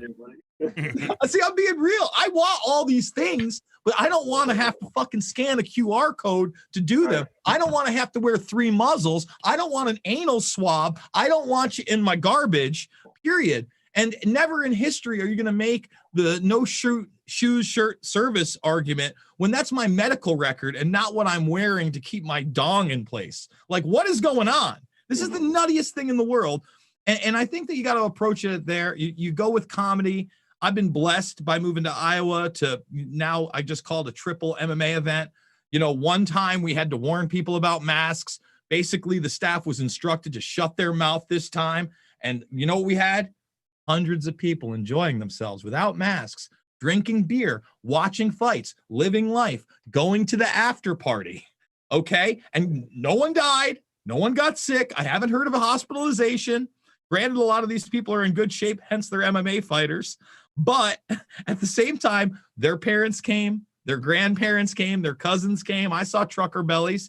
So we got to stop the bullshit. And that's how you got to show people. You got to invite them to an event. It's like, dude, I'll spot you a couple $100. Drive a few 100 miles, come to one of these things. I'll take you out for a steak. You'll live a life for 48 hours without all these restrictions. And then you'll go back and you'll be like, what the fuck am I doing?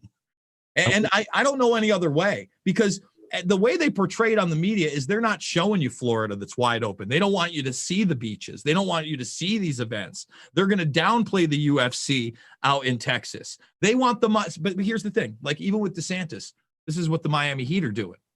So you'll still have to have your vaccine only section. Guess what? You got the vaccine. You're still wearing your mask in the seats. Guess what? You want to sit near the vaccine section? You're going to have to show that you got a negative PCR test in 48 hours. So now you're not even in like the special section. You're just close to the special section and you need it there. That's how whacked out it is. So any of that stuff, you see a wellness health safety seal, you see an Excelsior pass, you say no. You don't go, you call them, you say, I'm outside. I will never do business with you again on every level. They have put this into place in my small little town outside in Little Falls for the performing arts centers. So now basically, if you got a kid with a dream that wants to be an actor, they're going to have to be part of this. And so are their parents if they want to go see him at a play. This is all going to be massive coercion. And it's just no, I mean, it's the no fuck you campaign. I don't know what else to say. You know, I'll say this. I hope Iowa and Kim Reynolds get with what DeSantis is doing. I am encouraged because she just loosened to gun restrictions where a guy like me that's never owned a weapon can just magically have one now and defend myself without a permit, without registering it. So smart move. I'm glad I live here. Good job, Kim.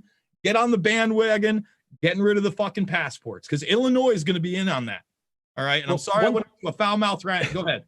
One thing I want to piggyback off something that Ryan said, and when it has to do, we're uniquely qualified to talk to a lot of people about this sort of stuff with the COVID situation because of the years that we've been talking to people about false flags and things like that. And one of the things that I have figured out over the year after doing it wrong for many times is that when you're trying to have this conversation with somebody, as James Corbett would call him, like a normie, right? Somebody that's not up to speed on this. It's very important to make it a dialogue and not a monologue, because when you just open up a fire hose of information on some poor bastard, it never goes well. They feel like this, like, don't do that. It's too much information. But if you frame it a different way, if you come at them with, hey man, help me out, as Ryan said, it might start off a tiny bit dishonest, but you go, hey man, help me to understand this. Like, what do you make of this situation here? It seems so crazy that they're doing X, Y, and Z. And the person goes, I didn't know about that. Or I had never thought about that. I don't know. You're like, well, yeah, it seems like incongruent with reality that they're doing this and that the other people aren't doing that. What do you think of that? And the guy goes, I never thought of it. And you go, now I'm getting somewhere, because that's the problem, is you've never thought of it. And now you'd think that we all make the assumption that the people are thinking about all this stuff. They're not. They're just reacting. They're just NPCs, a lot of them just going along, or they catch a little bit of the media. And like you guys said, oh, better be safe than sorry, right? I just wear the mask just to be safe. But they've never really had the conversation. We have the conversation. We do it. We interview people, or we write about it, or we talk about it all the time. So to us, we just make the assumption that everyone is kind of talking about this, but a lot of them are not. They are just barely functioning as human beings, just struggling to get through a day. And they have never really analyzed some of these things. So we have to kind of remember that, you can't drop black belt knowledge on a white belt right off the bat, or you'll break their brain. And so it's been my experience after mistakenly bringing up 9/11 at a Thanksgiving dinner many years ago and watching the table turn on me. You've got to know your audience, and you've got to have your arguments straight. You've got to have the information, but there's also a way to do it that makes them feel included in the dialogue and not just the victim of a monologue. I think the only way that you actually get to the next step is when, although they haven't analyzed it or they never thought of that, the people who are ready to hear one little thing, which will open the door, are the people who it has registered in their minds that there is incoherence in the story, that cognitive dissonance is there, and they just feel that because they don't focus on it all the time. And I actually think it's a plot like progressive taxation and keeping people working constantly. The first act of an adult is to take on massive amounts of school debt and just work, that they know that there's something not right. They don't really understand about the narrative, but they think it's their fault for not really being able to follow it. So I find that the people who are really worth, or who are, you might want to take the time with, are the ones where they say, yeah, that didn't make sense, but because it has to already be a little doubt in their minds. And then you provide a coherent narrative that makes more sense to them than the one they're trying to catch up with that does not make sense. Like who was saying about the CDC having this conversation and saying, well, like, this doesn't make sense. And other people notice that too. Yeah, I thought the story said that if you had it already, you shouldn't get the vaccine. When did that change? And it's like, it did not change. And then you have to pull on those threads for them. And you can kind of connect this to the moon landing, because even now, the same way that they use the moon landing to win the proxy or the Cold War with Russia. Now they're demonizing the Sputnik vaccine because of the same reasons, because it's like they don't care about your health. They just care about, being the dominant empire. So that, like, they don't know, they're not demonizing it because they know it doesn't work or whatever. They're demonizing it because they want you to buy, their drugs, and so it's funny how you still kind of see that play out. And you look at, like, historically, I mean, how many of these conflicts, geopolitical conflicts, have been proxy wars? North Korea, South Korea. You look at, like, just all over the world. All these conflicts. You always find out that the U.S. was funding one side, and that the Soviets or some other.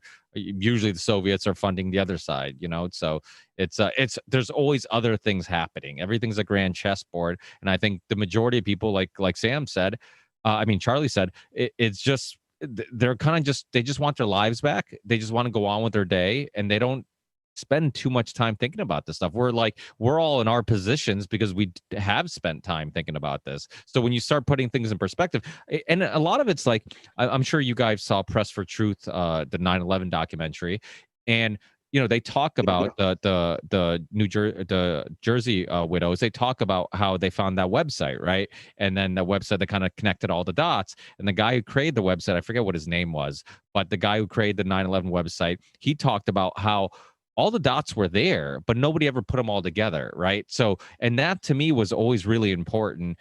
And always stuck with me, because it's like, yeah, so many people know, like, they see this little story, and I think in the documentary he kind of explains it this way. He's like, you see this little story, it's like, yeah, that doesn't make a whole lot of sense, but you go on with your day, and then maybe a week later, a month later, you see another story, yeah, that doesn't make a whole lot of sense. But once you get somebody to gather all those stories and put them together, you're like, oh my God, like, now it's all clear. So that's why it is important to continuously talk about this. And, like, some people will see something that doesn't make sense, but then when you talk to them about it, and you're like, okay, well, that doesn't make a lot of sense, right? No, not really. And then how about this? And how about that? And you give them enough things where, like, okay, now it's not coincidental. You can't just say these are all just coincidences, So, yeah, I think I probably should have had a question after my long rant. Well, I have nothing. Ricky, let me say this with the Jersey girls thing, because I think there's something we haven't brought up that we're also up against, even if you kind of pierce that veil. You talked about the Jersey girls and then finding this information and going on. Well, they actually lost family members. Now, here's the difference. So they're not going home to their husband. They see that maybe they're going home to their kid, but they're dwelling on that death. When they go home now, they go home to their husband that's still there, or wife that's still there, that still has these views, and their parents that still have these views, and their wife's parents that still have these views, and they're up against their entire family. So now, even if you believe this stuff and you want to uproot yourself, my brother's in that right now. He's got a daughter about to graduate high school who's been through the ringer. He's losing it. He just had another baby girl. He's got a kid that's now 3 years old and is going to be in the school system. His wife's a teacher, Yeah, you think that he wants her to get the boop boop? She's going to get the boop boop. All right. She wants to stick around. She wants to jump through every single hoop. Like you saw the daily pass for LA. They're doing that in New York. It's QR code time there right now. Right now. That's upstate New York. Okay. He wants out. How does he leave his family? His family won't leave. And now he's still, mentally there, but there's a lot of people that will look at that and just say, well, we can't do that. Let me give you another example. I did the Chrissy Mayer podcast, right? If you know who Chrissy Mayer is. And obviously, I talked about what this real agenda is. I told her Automation Nation, transhumanism, social credit score, you name it. She woke up in the middle of the night from a nightmare. She said something to her boyfriend about the nightmare, and he turned to her and he said to her, no Jason Bermas for a month. I mean, that's reality, bro. And that really happened. We had that DM back and forth, and it's cute, and I like her stuff, and I get it. But I don't even think I'm that hardcore, bro. I'm not. I'm telling it like it is. I think I have more than a 4th grade education. I can do basic math. I can do basic reading. I can read faces and emotions. A lot of people, maybe that's a lost art in this social media age. But to me, it's reaching on a human level. But remember, you're up against a whole programming narrative, a whole infotainment culture, a whole culture that is embedded in their ways, doesn't want to leave their farmhouse, doesn't want to get out with a picket sign, just wants to imagine they're going to take this thing and take their masks off. I played 3 clips of that today from Connecticut. In fact, aren't you in Connecticut, Ricky? No, I'm in Massachusetts, not too far from Connecticut. I'm close to the line, the border. Well, they just did a big propaganda piece. I just played it on Mixed Martial Mindset before this, where they're going for the COVID pass. And, by the end of it, it's the woman in the cart with her family, with a bunch of toddlers that still have the masks on, saying, I just want this to end and get the masks off. Well, I got news for you. Windstar is having their cruises go. You have to prove that you've been double vaccinated to get on the cruise. Guess what you still have to do?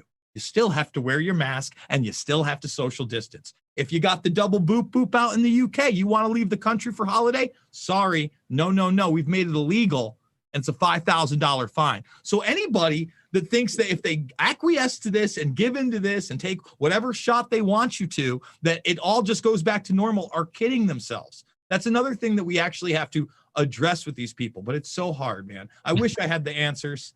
I wish I was, Keanu Reeves. I'm not. I love the double boop. I feel like somebody from Big Pharma is going to steal that to market vaccines to kids. Right, just get the double boop. It's a little boop. Well, even people who do know that will still take the vaccine. It's just this delusion. Like, you have to give yourself something. Like, oh my God, I just want things. They cannot accept the magnitude of it and the darkness of it. And they're like, I've talked to people who know, and they were there for the swine flu vaccine way back whenever, what was that, 70 something, whatever. And they know that people got sick and they got maimed and they got, their whole life destroyed. And they're talking about it, and they're like, well, I just have to though, because I have to try. It's like, they're like, this is the tiniest little carrot and they just have to go after it. And it's so sad. It's so heartbreaking. And I don't know if you can get someone to the point where they acknowledge that it could be deadly and horrible and a hoax and all these things, but they're still going to get it. Like, I just don't even know. Man, that happened. Carrot, right? It did. I was in DC a couple of weeks ago. We had some events that we hosted. Afterwards, I got to hang out with a friend of mine that I was in a band with 20 years ago. We lived together, known this dude a really long time. And I had him. I did. I was at his house for 2 days, and there was one other person there, and she was there with me. So he was pretty much captive, and I had him. I did. And he took me to the airport, and he drove home, and his roommate got back, and an hour later, he's texting me. He's like, yeah, but what about this? And I'm like, dude, this is the exact thing that we broke down and dissected, and you agreed with me not 8 hours ago was, legit. And just Well, that reminds me of well, you guys know Deborah gets red pilled, right? That I just did that show. It was yeah, fantastic. did you? Yeah. So the fact that Deborah can have hours and hours, first of all, how she, I mean, it's almost like she's agreed to be waterboarded. I mean, it's crazy that she's like literally like saying, hey, I'm cool with having hours and hours of conversations with people who are going to tell me I'm wrong and my whole worldview is wrong. So if people have never heard of the podcast, Adam has his mother-in-law come on a do podcast with them, and he has guests come on, and she's like very left-leaning California CNN loving person, but it just kind of goes into what Steve's saying, like and I've heard Adam say this on the show, like it seems like he's making progress right on the show, and then soon after, like she puts on CNN and she's almost back to where she was, and to some people that's an issue. Like, you kind of, you're chipping away, and then they put on the news and it's like you're right back where you started. Well, they say, right, that you have to encounter something a certain, 8 times, 12 times, I don't remember, but some number of times before you can really, grasp onto it and put it into your mental schema. And like, that's part of your thought system now. And so that kind of makes sense, right? I mean, they're going to have to change the show to Deborah Gets Black-pilled someday, right? Well, Jason, have you had any luck with Hooter girls talking to that? I'll say this. That's a loaded question. Wow. There is one bartender girl, not from Hooters, but that I've definitely talked to, that's actually a nurse who wasn't going to take the boop anyway. And, it started as a conversation about some QAnon nonsense because somebody brought that, and I could see the disgust in her face. And I was very happy to see that disgust. But then I took it and I started talking about, Harvey Weinstein and Kevin Spacey and Dennis Hasser and Jeffrey Epstein, like the legit people. And she was like, no, that's all real. And I go, I get it. That's why I'm so upset about all this stuff that's making the news. And we had a really good conversation about everything, and she seemed to get it. So I have had good conversations out here. But to go back to carrots and CNN especially, has everybody seen the CNN carrot clip where they lay out what this is really about with the freedoms? Can we play that on here? I have it right ready to go. I'd love to play it for everybody. Yeah, play it, because it's super important, because they're literally publicly discussing their issue with like, oh, we don't want states to open up and then people not get the vaccine. Like it's so obvious that it's all about getting the vaccine and just pushing the vaccine. It's not about anything else. So yeah, play it if you have it. I have it. I want to play it, but I want to really reiterate: carrot on a stick. Carrot on a stick means you just keep going and you never get it. Okay, there is no reward. And that is how this is actually put out. But then they want to tell you they're going to reward you with your freedoms. But the problem is that if you see other people enjoying their freedoms, not reaching for that carrot, doing whatever, then they're not going to do it. So let's just play the 40-second clip. Clear to them that the vaccine is the ticket back to pre-pandemic life. And the window to do that is really narrowing. I mean, you were mentioning, Chris, about how all these states are reopening. They're reopening at 100%. And we have a very narrow window to tie reopening policy to vaccination status. Because otherwise, if everything is reopened, then what's the carrot going to be? How are we going to incentivize people to actually get the vaccine? So that's why I think the CDC and the Biden administration needs to come out a lot bolder and say, if you're vaccinated, you can do all these things. Here are all these freedoms that you have. Because otherwise, people are going to go out and enjoy these freedoms anyway. You're going to go out and do it anyway? I mean, This is the lunacy that we've come to, that they're trying to say that you no longer have freedoms because you don't take an unproven medical dictate that they have indemnified those giving it to you. Corporate felons, by the way, many times over. Oh, yeah. If they harm you with. This woman is insane. This mindset is insane. And again, you can show that to that Stockholm Syndrome CNN watcher a dozen times and they don't get it. She literally referred to you as like a pet, like a horse following a carrot on a stick. You know what they do with horses that don't listen or break something? They put them down. I'm not a horse to be put down. One thing I've noticed, thing that objection I've been hearing a lot lately is people, using this as like a new level of victimhood. It's almost like they say, I know somebody who almost died, or I have a relative that's on a ventilator right now, or something like that. And that in their mind, that excuses everything. And to me, it's like, okay, so you know somebody that almost died. And to me, what you're saying is, you obviously wear a mask all the time, and everybody they hang out with wears a mask all the time. And so you've been sitting inside for the last year, eating junk food, watching Netflix, just destroying your immune system. And then, let me guess, you got a little sick. Somebody got a little sick that and then it was the end of the world, and they thought that they were going to die, and then everybody was treating them like they were going to die. And so, of course, you're going to think that they almost died, right? And it's like, for me, it's like, I don't wear a mask, like in very, very limited situations here in Oregon, but nobody I know wears a mask, and nobody that they know wears a mask, and I don't know anybody that's gotten sick. So I think it's just complete different paradigms that we're all operating from. So I don't know, it's crazy. But isn't the argument like, we're not saying that the virus can't harm some people? What we're saying is that, like, I'm not per se a believer that the virus doesn't exist. It could exist. It could have came out of a lab.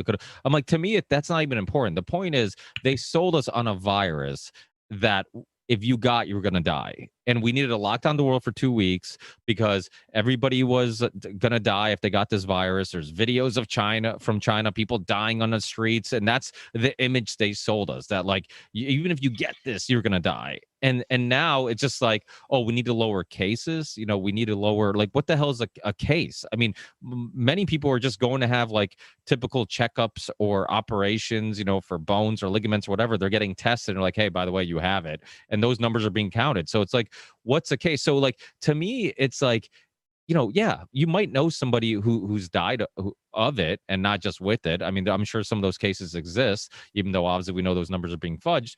But there's also people who die of the flu, of cancer, of diabetes, are we going to shut down the world for all those things? Like, people die. That's a part of humanity. I mean, and you don't take away people's freedoms for one specific thing. And you're also, if every number counts and every death matters, then how about the vaccine deaths? Like, those are completely being, it's just no big deal, so. What you hit on right there is important, though, Ricky, is that it's the illusion of this is the big part. Right, whether or not, like, everything you said is true, but add to that the fact that there's already been tens of thousands of people dying from flu every year, or at least so we're told. That even then they were combining that with pneumonia. It's always been an illusion. Right now, it's the same thing even more. They admit it. It's right on their website. Pneumonia, influenza, and COVID-19 are one number. Nobody knows that in the normies out there because they just don't think it's true. It's listed right on the CDC. So that's a guarantee. That's an absolute fact. Are these numbers overblown? It's an absolute yes. To what degree is what we discussed. Then you got the PCR illusion. Well, we know, as a matter of fact, the CDC's website says 30% false positives. Dr. Scoville, PhD, says 95, between 40 and 45 cycle threshold. The point is, you add these things together, it's a guarantee that these numbers are lower, probably dramatically lower than what we're seeing. So I'm with you, man. It comes to the point to, is what we're being sold honest, right? We can get into the lab discussion, which I've done shows on. It's very interesting. We can get into whether it might even not be present, but I argue both of those things is valid and we should be looking into. They're, at the end of the day, taking away from the real point that right now we have verifiable information that this is false. 100%. The PCR is being used as an illusion. They're combining information. And as you said, they're adding information after the fact. We have on record saying I'm being very liberal with the death count. Or that woman, I don't know if it was Georgia, the black woman that said on the record, we're adding these in. Like, we're, just because someone died with it doesn't mean we're still adding that as a death. Or the person that dies in a motorcycle accident, the doctor says, well, we don't know they didn't die from COVID. That's a direct quote, for fuck's sake. It's like, this is an obvious point. And I think that's what we need to drill in on while still investigating these other parts, because that's clear. Doesn't this remind you, Ryan, of like the 9/11 and Jason, quite well, the 9/11 debate, how like people get so focused on like a little disagreement on, okay, was it a bomb that hit the Pentagon? Was it a plane? It's like, and then we lose focus of like the whole point. It's like, wait, the whole point is that we're invading a country. It has nothing to do with this. We were obviously lied to. Now, which lies we want to agree with or disagree with, or how they lied or whatever, like that stuff's not as important as understanding we're all on the same team. And without a doubt, there's some fuckery. Well, let's say this. Yeah, I want to talk about that because I want to say it in a way that we won't get pulled for quote unquote medical misinformation. We now don't even have the ability to point to studies for instance, like let's say there was another magical disease called Vivid-19.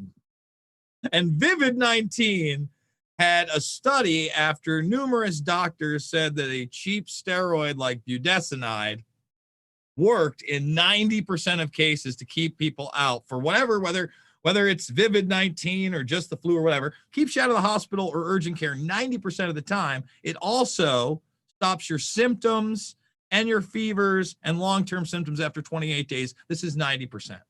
Okay, let's say we have those studies. We might for something other than Vivid-19. We also have studies, numerous ones, with ivermectin for Vivid-19 that in some say 100% works as a prophylaxis and others say it treats it. There's about a dozen of these studies. The Argentinian medical one are there.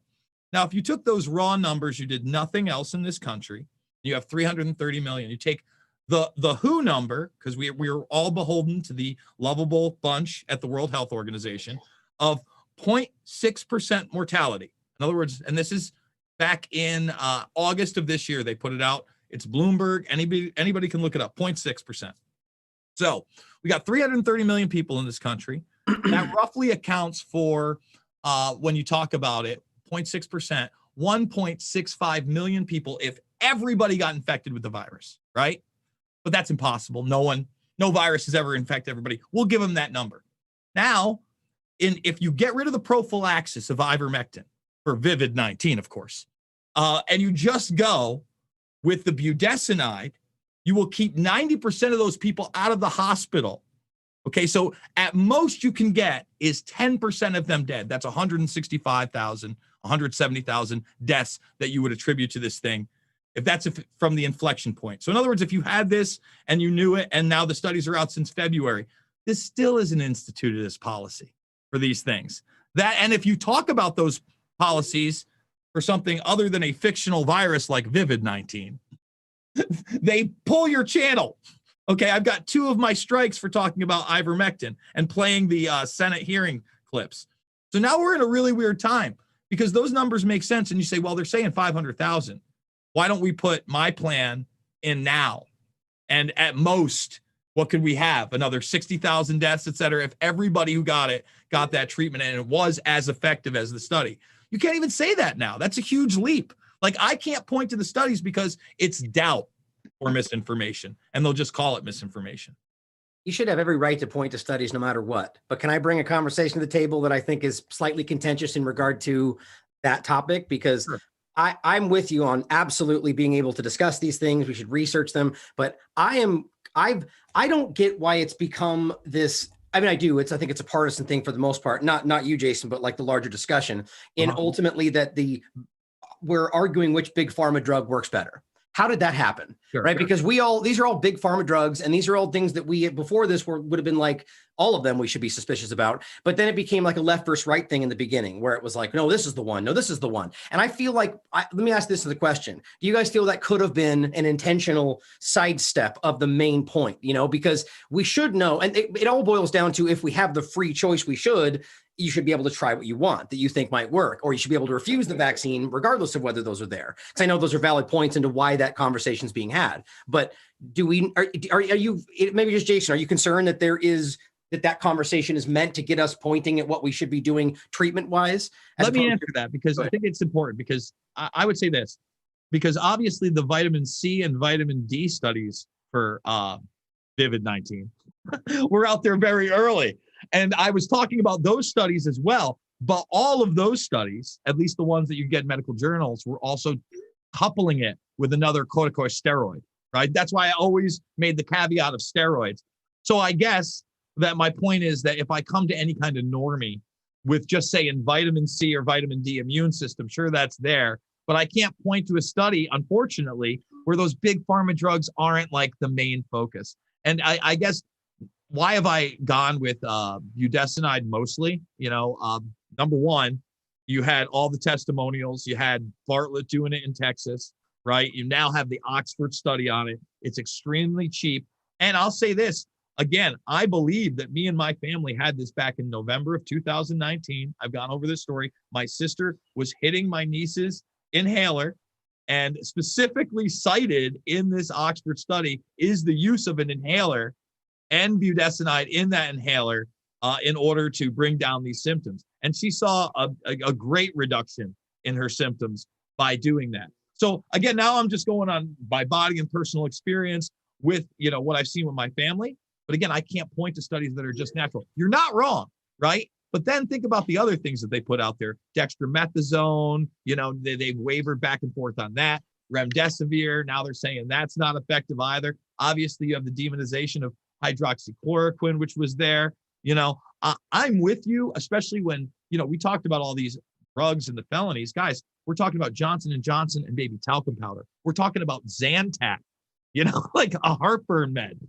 That's how nefarious these people are. These things are on the shelf. We're talking about things like Roundup.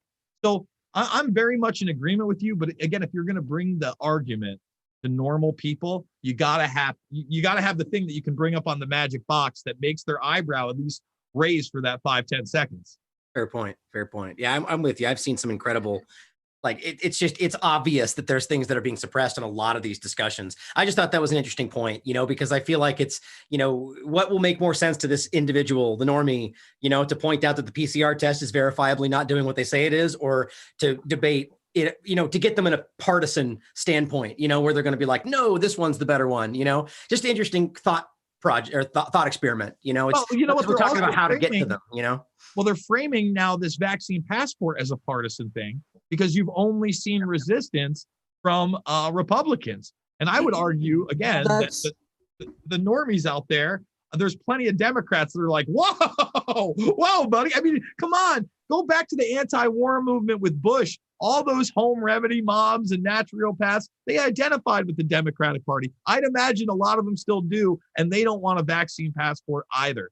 So go ahead, Steve. I'm sorry. I completely forgot what I was going to talk about, but I've seen the same granola hippie moms that I saw when I was dropping my now 15-year-old off at kindergarten, who now that I have another kid who's in second grade, those same moms, they've got sanitizer in the car, they've got sanitizer in their purse, they've got double masks, just bought it hook, line, and sinker.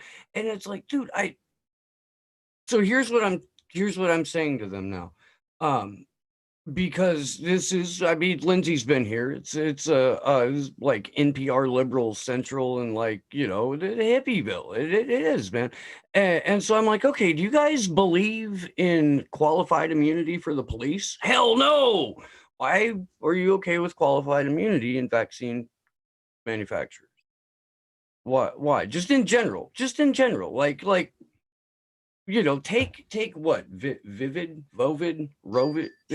Yes, Vivid 19. Take that out of the question. Just in general, if you agree that the police shouldn't have qualified immunity, why is it okay for vaccine manufacturers? Dude, and the my body, my choice.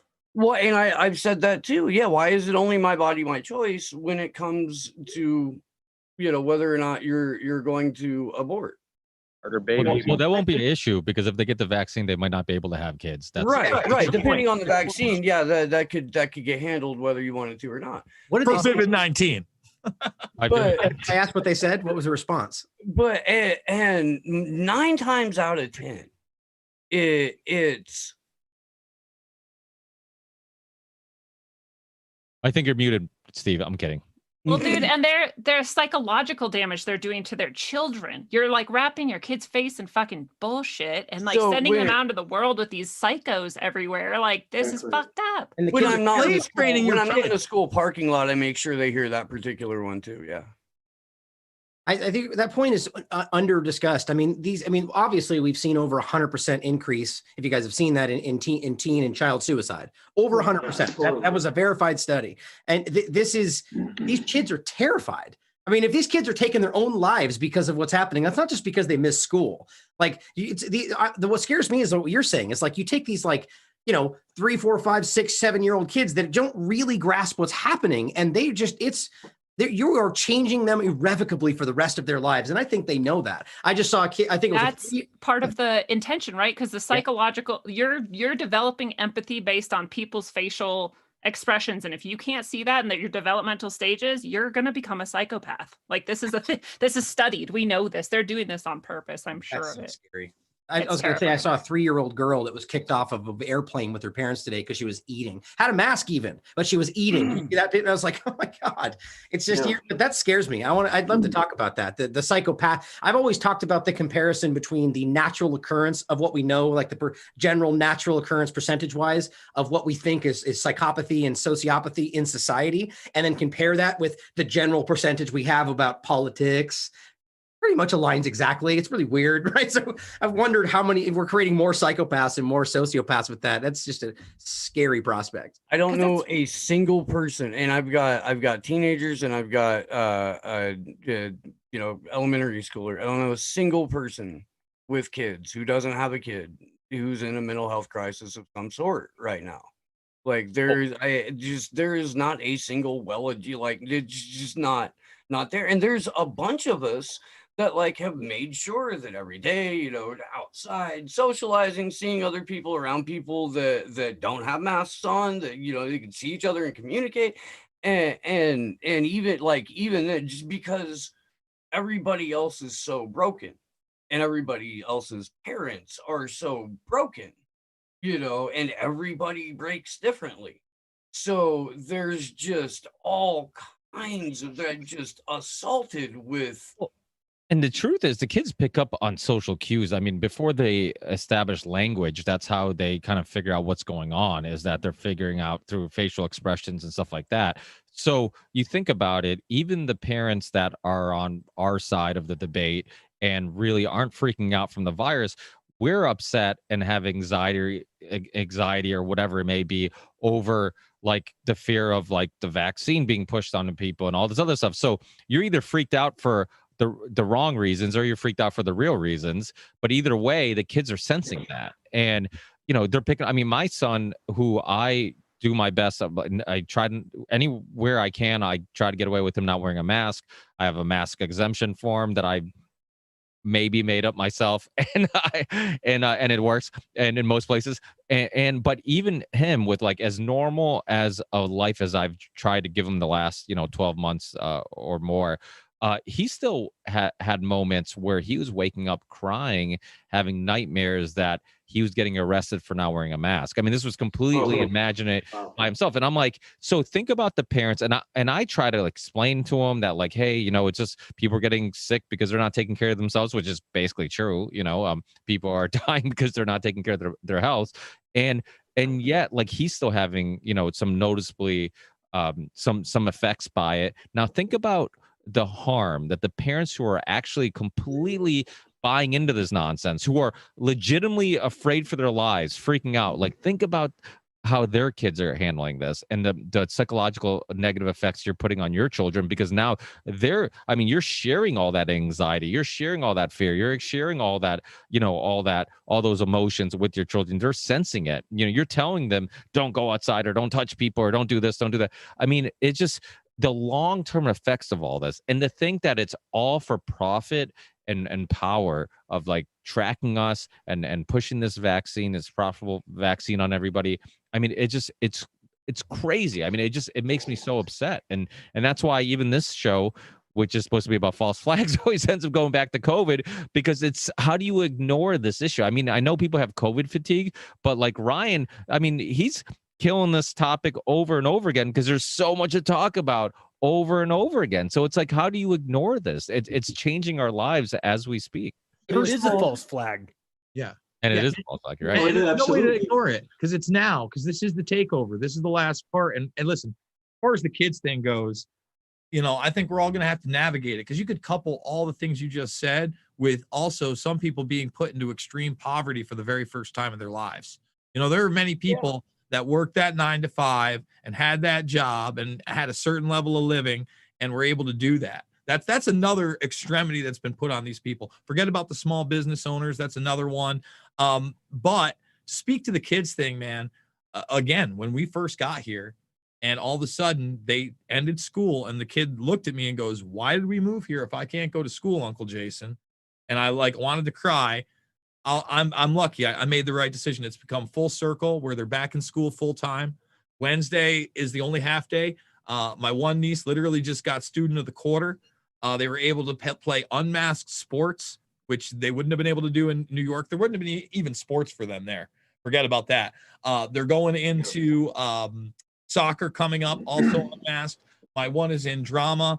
They, it was just a little Easter vacation. They both did play dates, sleepovers. Kids don't have masks. Their parents get it. I'm lucky. I scoped out America and I saw where's the least madness and the most common sense. And unfortunately, if you're not going to push for that in your community, you better do what I did. And I would rather that you push for that in your community, but it's going to take you saying no to the boop boop passport. It's going to make you get out there and say no to this wellness sticker. It's going to be the hard conversations. Otherwise, man, pack up and get ready, because they're ready to divide this country like they never have before. We ain't seen nothing yet. You thought 2020 was wild? Buckle up. We're a quarter of the way through 2021, and we're still all focusing on 2020 because that's how bad people want everything to go back to quote unquote normal. We're almost halfway through the year, guys. I want to point that out. It's going to be 2022, and we're going to still be talking about these same things and these extenuating circumstances unless something pops off. And we know that this system, it's beyond just control of all of us, man. You know what this is. It's that transhumanist agenda. It's the automation nation. It's subservience. It's total control. Hey, guys, I'm going to have to back out. I appreciate you inviting me, Ricky. I'll definitely be on again and love to carry on this conversation. Let me close with, I don't know if you all heard of a school district that's about 50 miles due west of the Dallas-Fort Worth area. Between the parents and the students and the teachers, faculty, all the support staff, about 3,500 people. They went through this whole thing. They did not stop. They had their football games, their basketball games, their wrestling, their cheerleading, the proms, the homecomings, everything, all the way from K through high school. And I'm thinking to myself, this is a prime example, not only of economic control, but of mind control. And the folks, for lack of a better term, that are moving the chess pieces around the board on this whole case, they're seeing, okay, what are we willing to tolerate? What are we willing to put up with and not tolerate? And that school district is a prime example of how we should have, a lot of school districts should have stepped up. And they took a vote early on before the school year started. And the school administrators, the principals, the school board directors said, hell no, we're not going to buy into this. And it's refreshing to see that many people and that much commitment from the parents, and the students and the staff and the faculty pretty much stick a finger in the eye of the people that thought this was an okay thing to do. So anyway, I'm going to close with that. I got to head out, and it's an honor to be with you guys. Appreciate it. Yeah. Thank you so much, Chris, for being with us. Hey, Chris. Yeah. Thank you. Take care.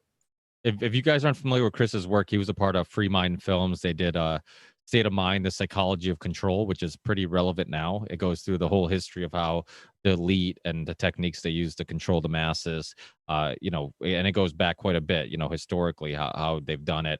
And he also did the OKC bombing, Noble Lie, and then I'm sure I'm missing some other ones that he did. Oh, he did a Shadow Ring with James Perloff, I think, wrote it. And then they had Kevin Sorbo, Hercules, do the narration.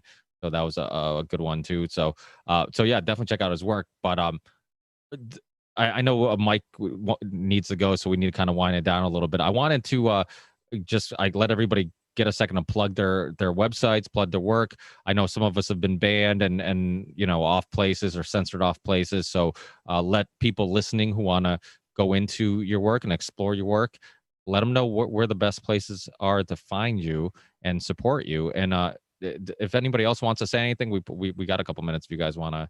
I don't want to cut anybody off. If anybody had anything else they wanted to add to the conversation before ending it. I just wanted to say that as a teacher of 14 years and who understands how sick school is and recovering from all of that. But I cannot believe how many teachers are such cowards and would put children through so much suffering so that they could have like the slight chance of not getting something that only kills 0.04% of people or something, like less than the flu every year, and that they'd be willing to do that. And I understand that they're scared and terrified too, but I just these are children you're doing this to. And so when Chris was describing that school where they didn't do that, I'm so proud that there are adults out there who have their soul still intact and can do something like that. So I just wanted to say that if you're a teacher and you're shutting down school, you're harming children. And so you're not a good person. The end. I've judged you.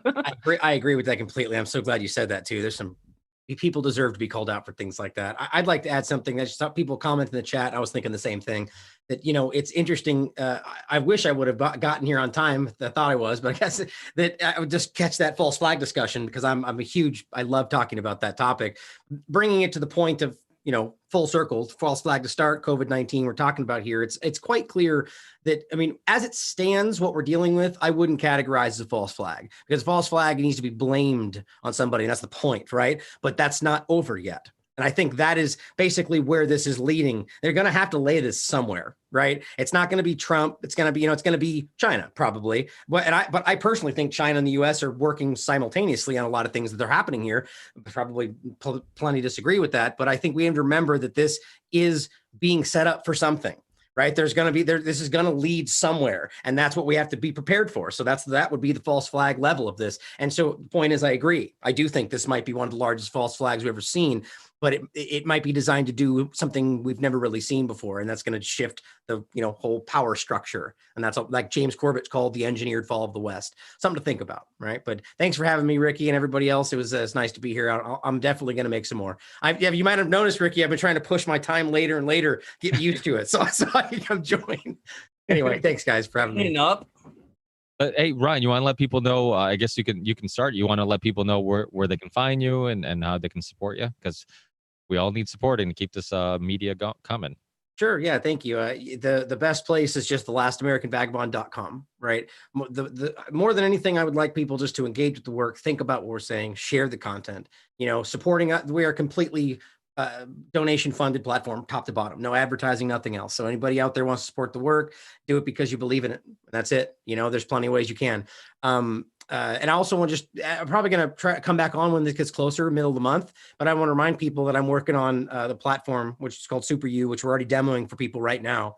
And it's the people that have seen it are very excited. There's nothing else like it out there. It's better than YouTube, in my opinion. It has everything YouTube has, plus plenty more stuff. I've been poking it, letting people know it's coming, but we're already demoing for a lot of people you guys are well familiar with.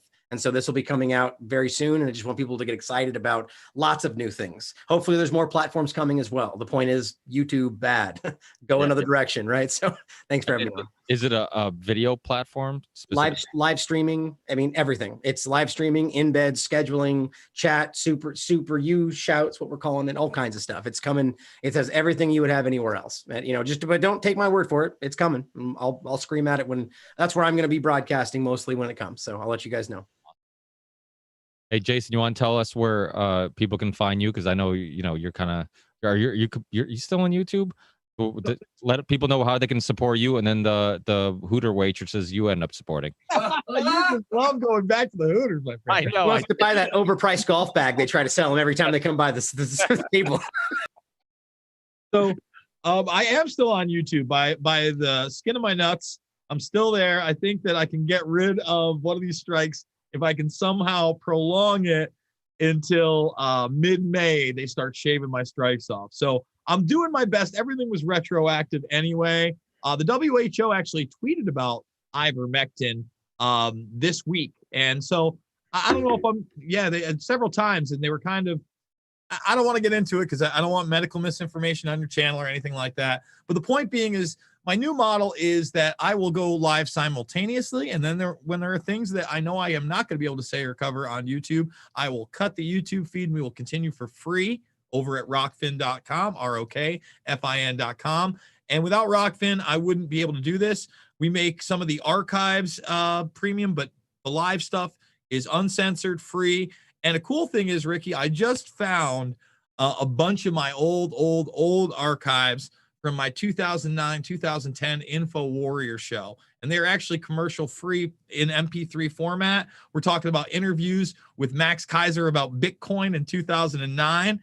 And I'm going to be uploading those exclusively for premium members so they can check out the archives and feel like they're getting something for supporting me. And I do want to thank everybody out there for supporting me on Rockfin. I almost have 300 subscribers, paying subscribers strong. And I just want to say, without you guys, I would not be able to do what I'm doing. So I'm going to fight tooth and nail. I'm still looking at properties to expand. And I love the Union of the Unwanted. I wish you're now competing with my mixed martial mindset time. I'm going to have to shift my show so I can come over here every week, Ricky. But again, you have the best guests. I love this show. I wish I could have made it earlier. And I just want to say, keep it up, my friend. Well, we're all on Rockfin. Right. Yeah, actually, good point. Yay.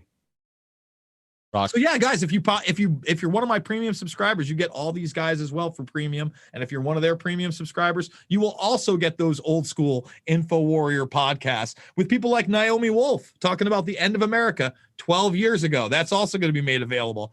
So look out for that stuff, guys. Awesome. Plug away, guys. Lindsay, Steve, Scott. I am the host of Rogue Ways. I'm on YouTube on Rogue Ways. I'm on every podcast app under Rogue Ways. You can find me on Rockfin now under Rogue Ways, and I'm doing my show Middle Path there. And I would love it if people want to come hang out at rogue.locals.com where the community is. I hate Facebook. Facebook is a piece of shit. But on rogue.locals.com, we never get censored and we can see every single post and every single comment. So it's a really nice place to hang out with like-minded people. Post whatever you want, hang out. It's pretty cool. So hopefully to see people in each of those places would be excellent. And thank you so much for having me. It's always so fun to hang out with you guys. I'm Steve Poikinen. I have lots of shows. So I host Slow News Day. I co-host the Free Assange Vigil series. And I now co-host Anonymous Bites Back. This weekend marks 2 years since Julian Assange was illegally and violently trafficked out of the Ecuadorian embassy. It's an international day of action. I'm going to be in Los Angeles. The day before that, April 10th, we're hosting a press panel event for local media. So if anybody knows or is anyone in the LA media, please get at me. And I'll make sure that like my email gets thrown in the show notes or something in the chat right now. I already did that. Anyway, but that's going to be absolutely incredible. And then on the 11th, we're going to meet at CBS Columbia Square. We're going to march up to Hollywood Boulevard, down the Walk of Fame, possibly with sidewalk chalk. And then wind up a block back down on Sunset at CNN. And there's going to be a couple of other like larger activist groups that are going to meet us there. We're going to be able to address with megaphones CNN for a while, and that should be fun. But more importantly, the United States is trying to get international jurisdiction over the press. They're trying to do that through the extradition of Julian Assange. They're trying to make it illegal for you and I to receive classified information, not share it, not publish it, but that too. But just looking at it or clicking share on Twitter could get you a prosecution under the Espionage Act, and that's bullshit. So yeah. If you're anywhere near like any of the cities where these are being held, and there's over 30 now internationally and a dozen here in the US, the Twitter account Candles the number 4 Assange has the list of everything. And I'll shut up now and thank you. Freaking awesome, as always. Awesome, guys. Again, super grateful to be here with you all. My name's Scott from the TruthZilla Podcast. I'm one of 3 hosts, Megan and Ed. Neither of them could be here today, but you can find us at Rockfin as well, rockfin.com/TruthZilla, or any of your podcast platforms. We got some new awesome crisis actor shirts on our t-shirt shop, truthzilla.org/shirts. So perfect time for the false flag episode. But anyway, love you guys so much. Those are great shirts. Love you guys so much. Take care. Thanks, Scott. It's Charlie. Any final words? You can find me on Rockfin as well, or my website, theoctopusofglobalcontrol.com. Twitter at Macroaggressions for as long as I'm there. We have fun. We like to poke people that don't want to be poked. You know, sometimes you get deplatformed, but that happens. Yeah, we go out swinging. I'm not worried about the Union of Unwanted being deplatformed or kicked off YouTube. I mean, I'm totally against self-censoring and all that stuff. It's like there's plenty of other alternative platforms that I would love to promote and help out and put our stuff there. So anybody, that's why it's called the Union of the Unwanted, because big tech doesn't want us. We created a community of ourselves. So I love this show. I think it's, Sam and Charlie and Mike and I have talked about it. I think it's probably one of the most important things that people don't know about quite yet, because it's not as popular as you would think it would be. But I love this community, and I love seeing people connect with one another.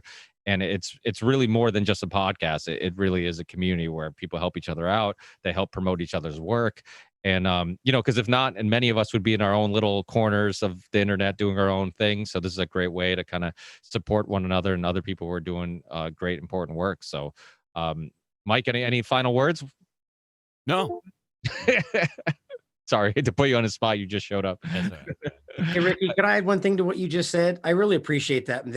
This community is fantastic. And I've watched a lot of these over the time, and I believe me or not, I've tried so many times to make this and I keep missing it. I'm glad I'm here today.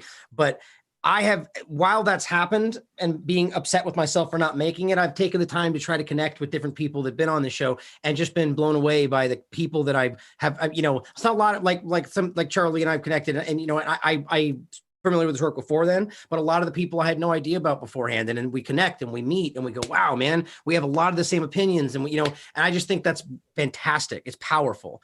So I love what you're doing here. And I think you're right. This will grow and become more important than it already is. So thanks for including me. Thanks, Ryan, for coming. We always want to invite you. We know that you'll come when you can make it, and we appreciate your work. We love what the Last American Vagabond's doing out there. So thanks, such a good fit, of course. And thanks to everybody for coming and investing a couple hours of their lives to talk about these things. I think they're important. I mean, I think we have to have the conversation first before we have targeted action.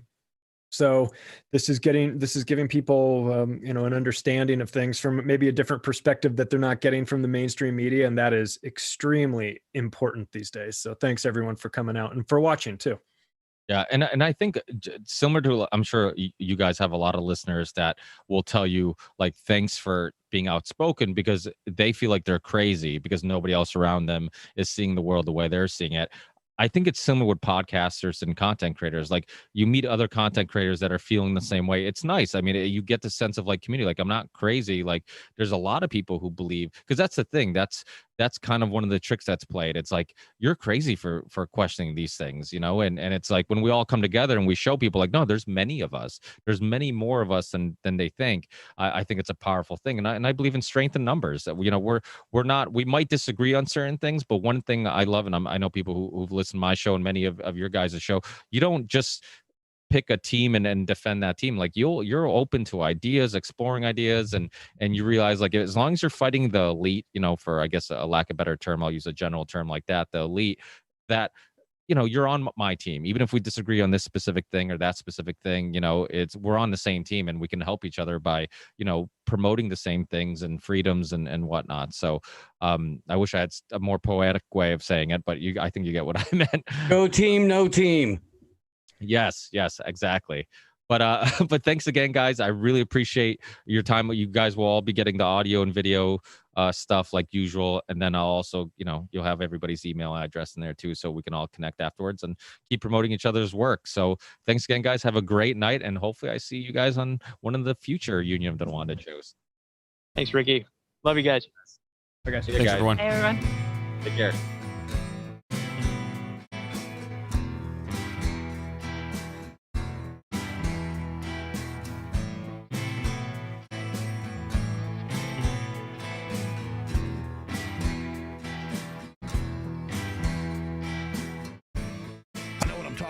I'm Mr. False Flag.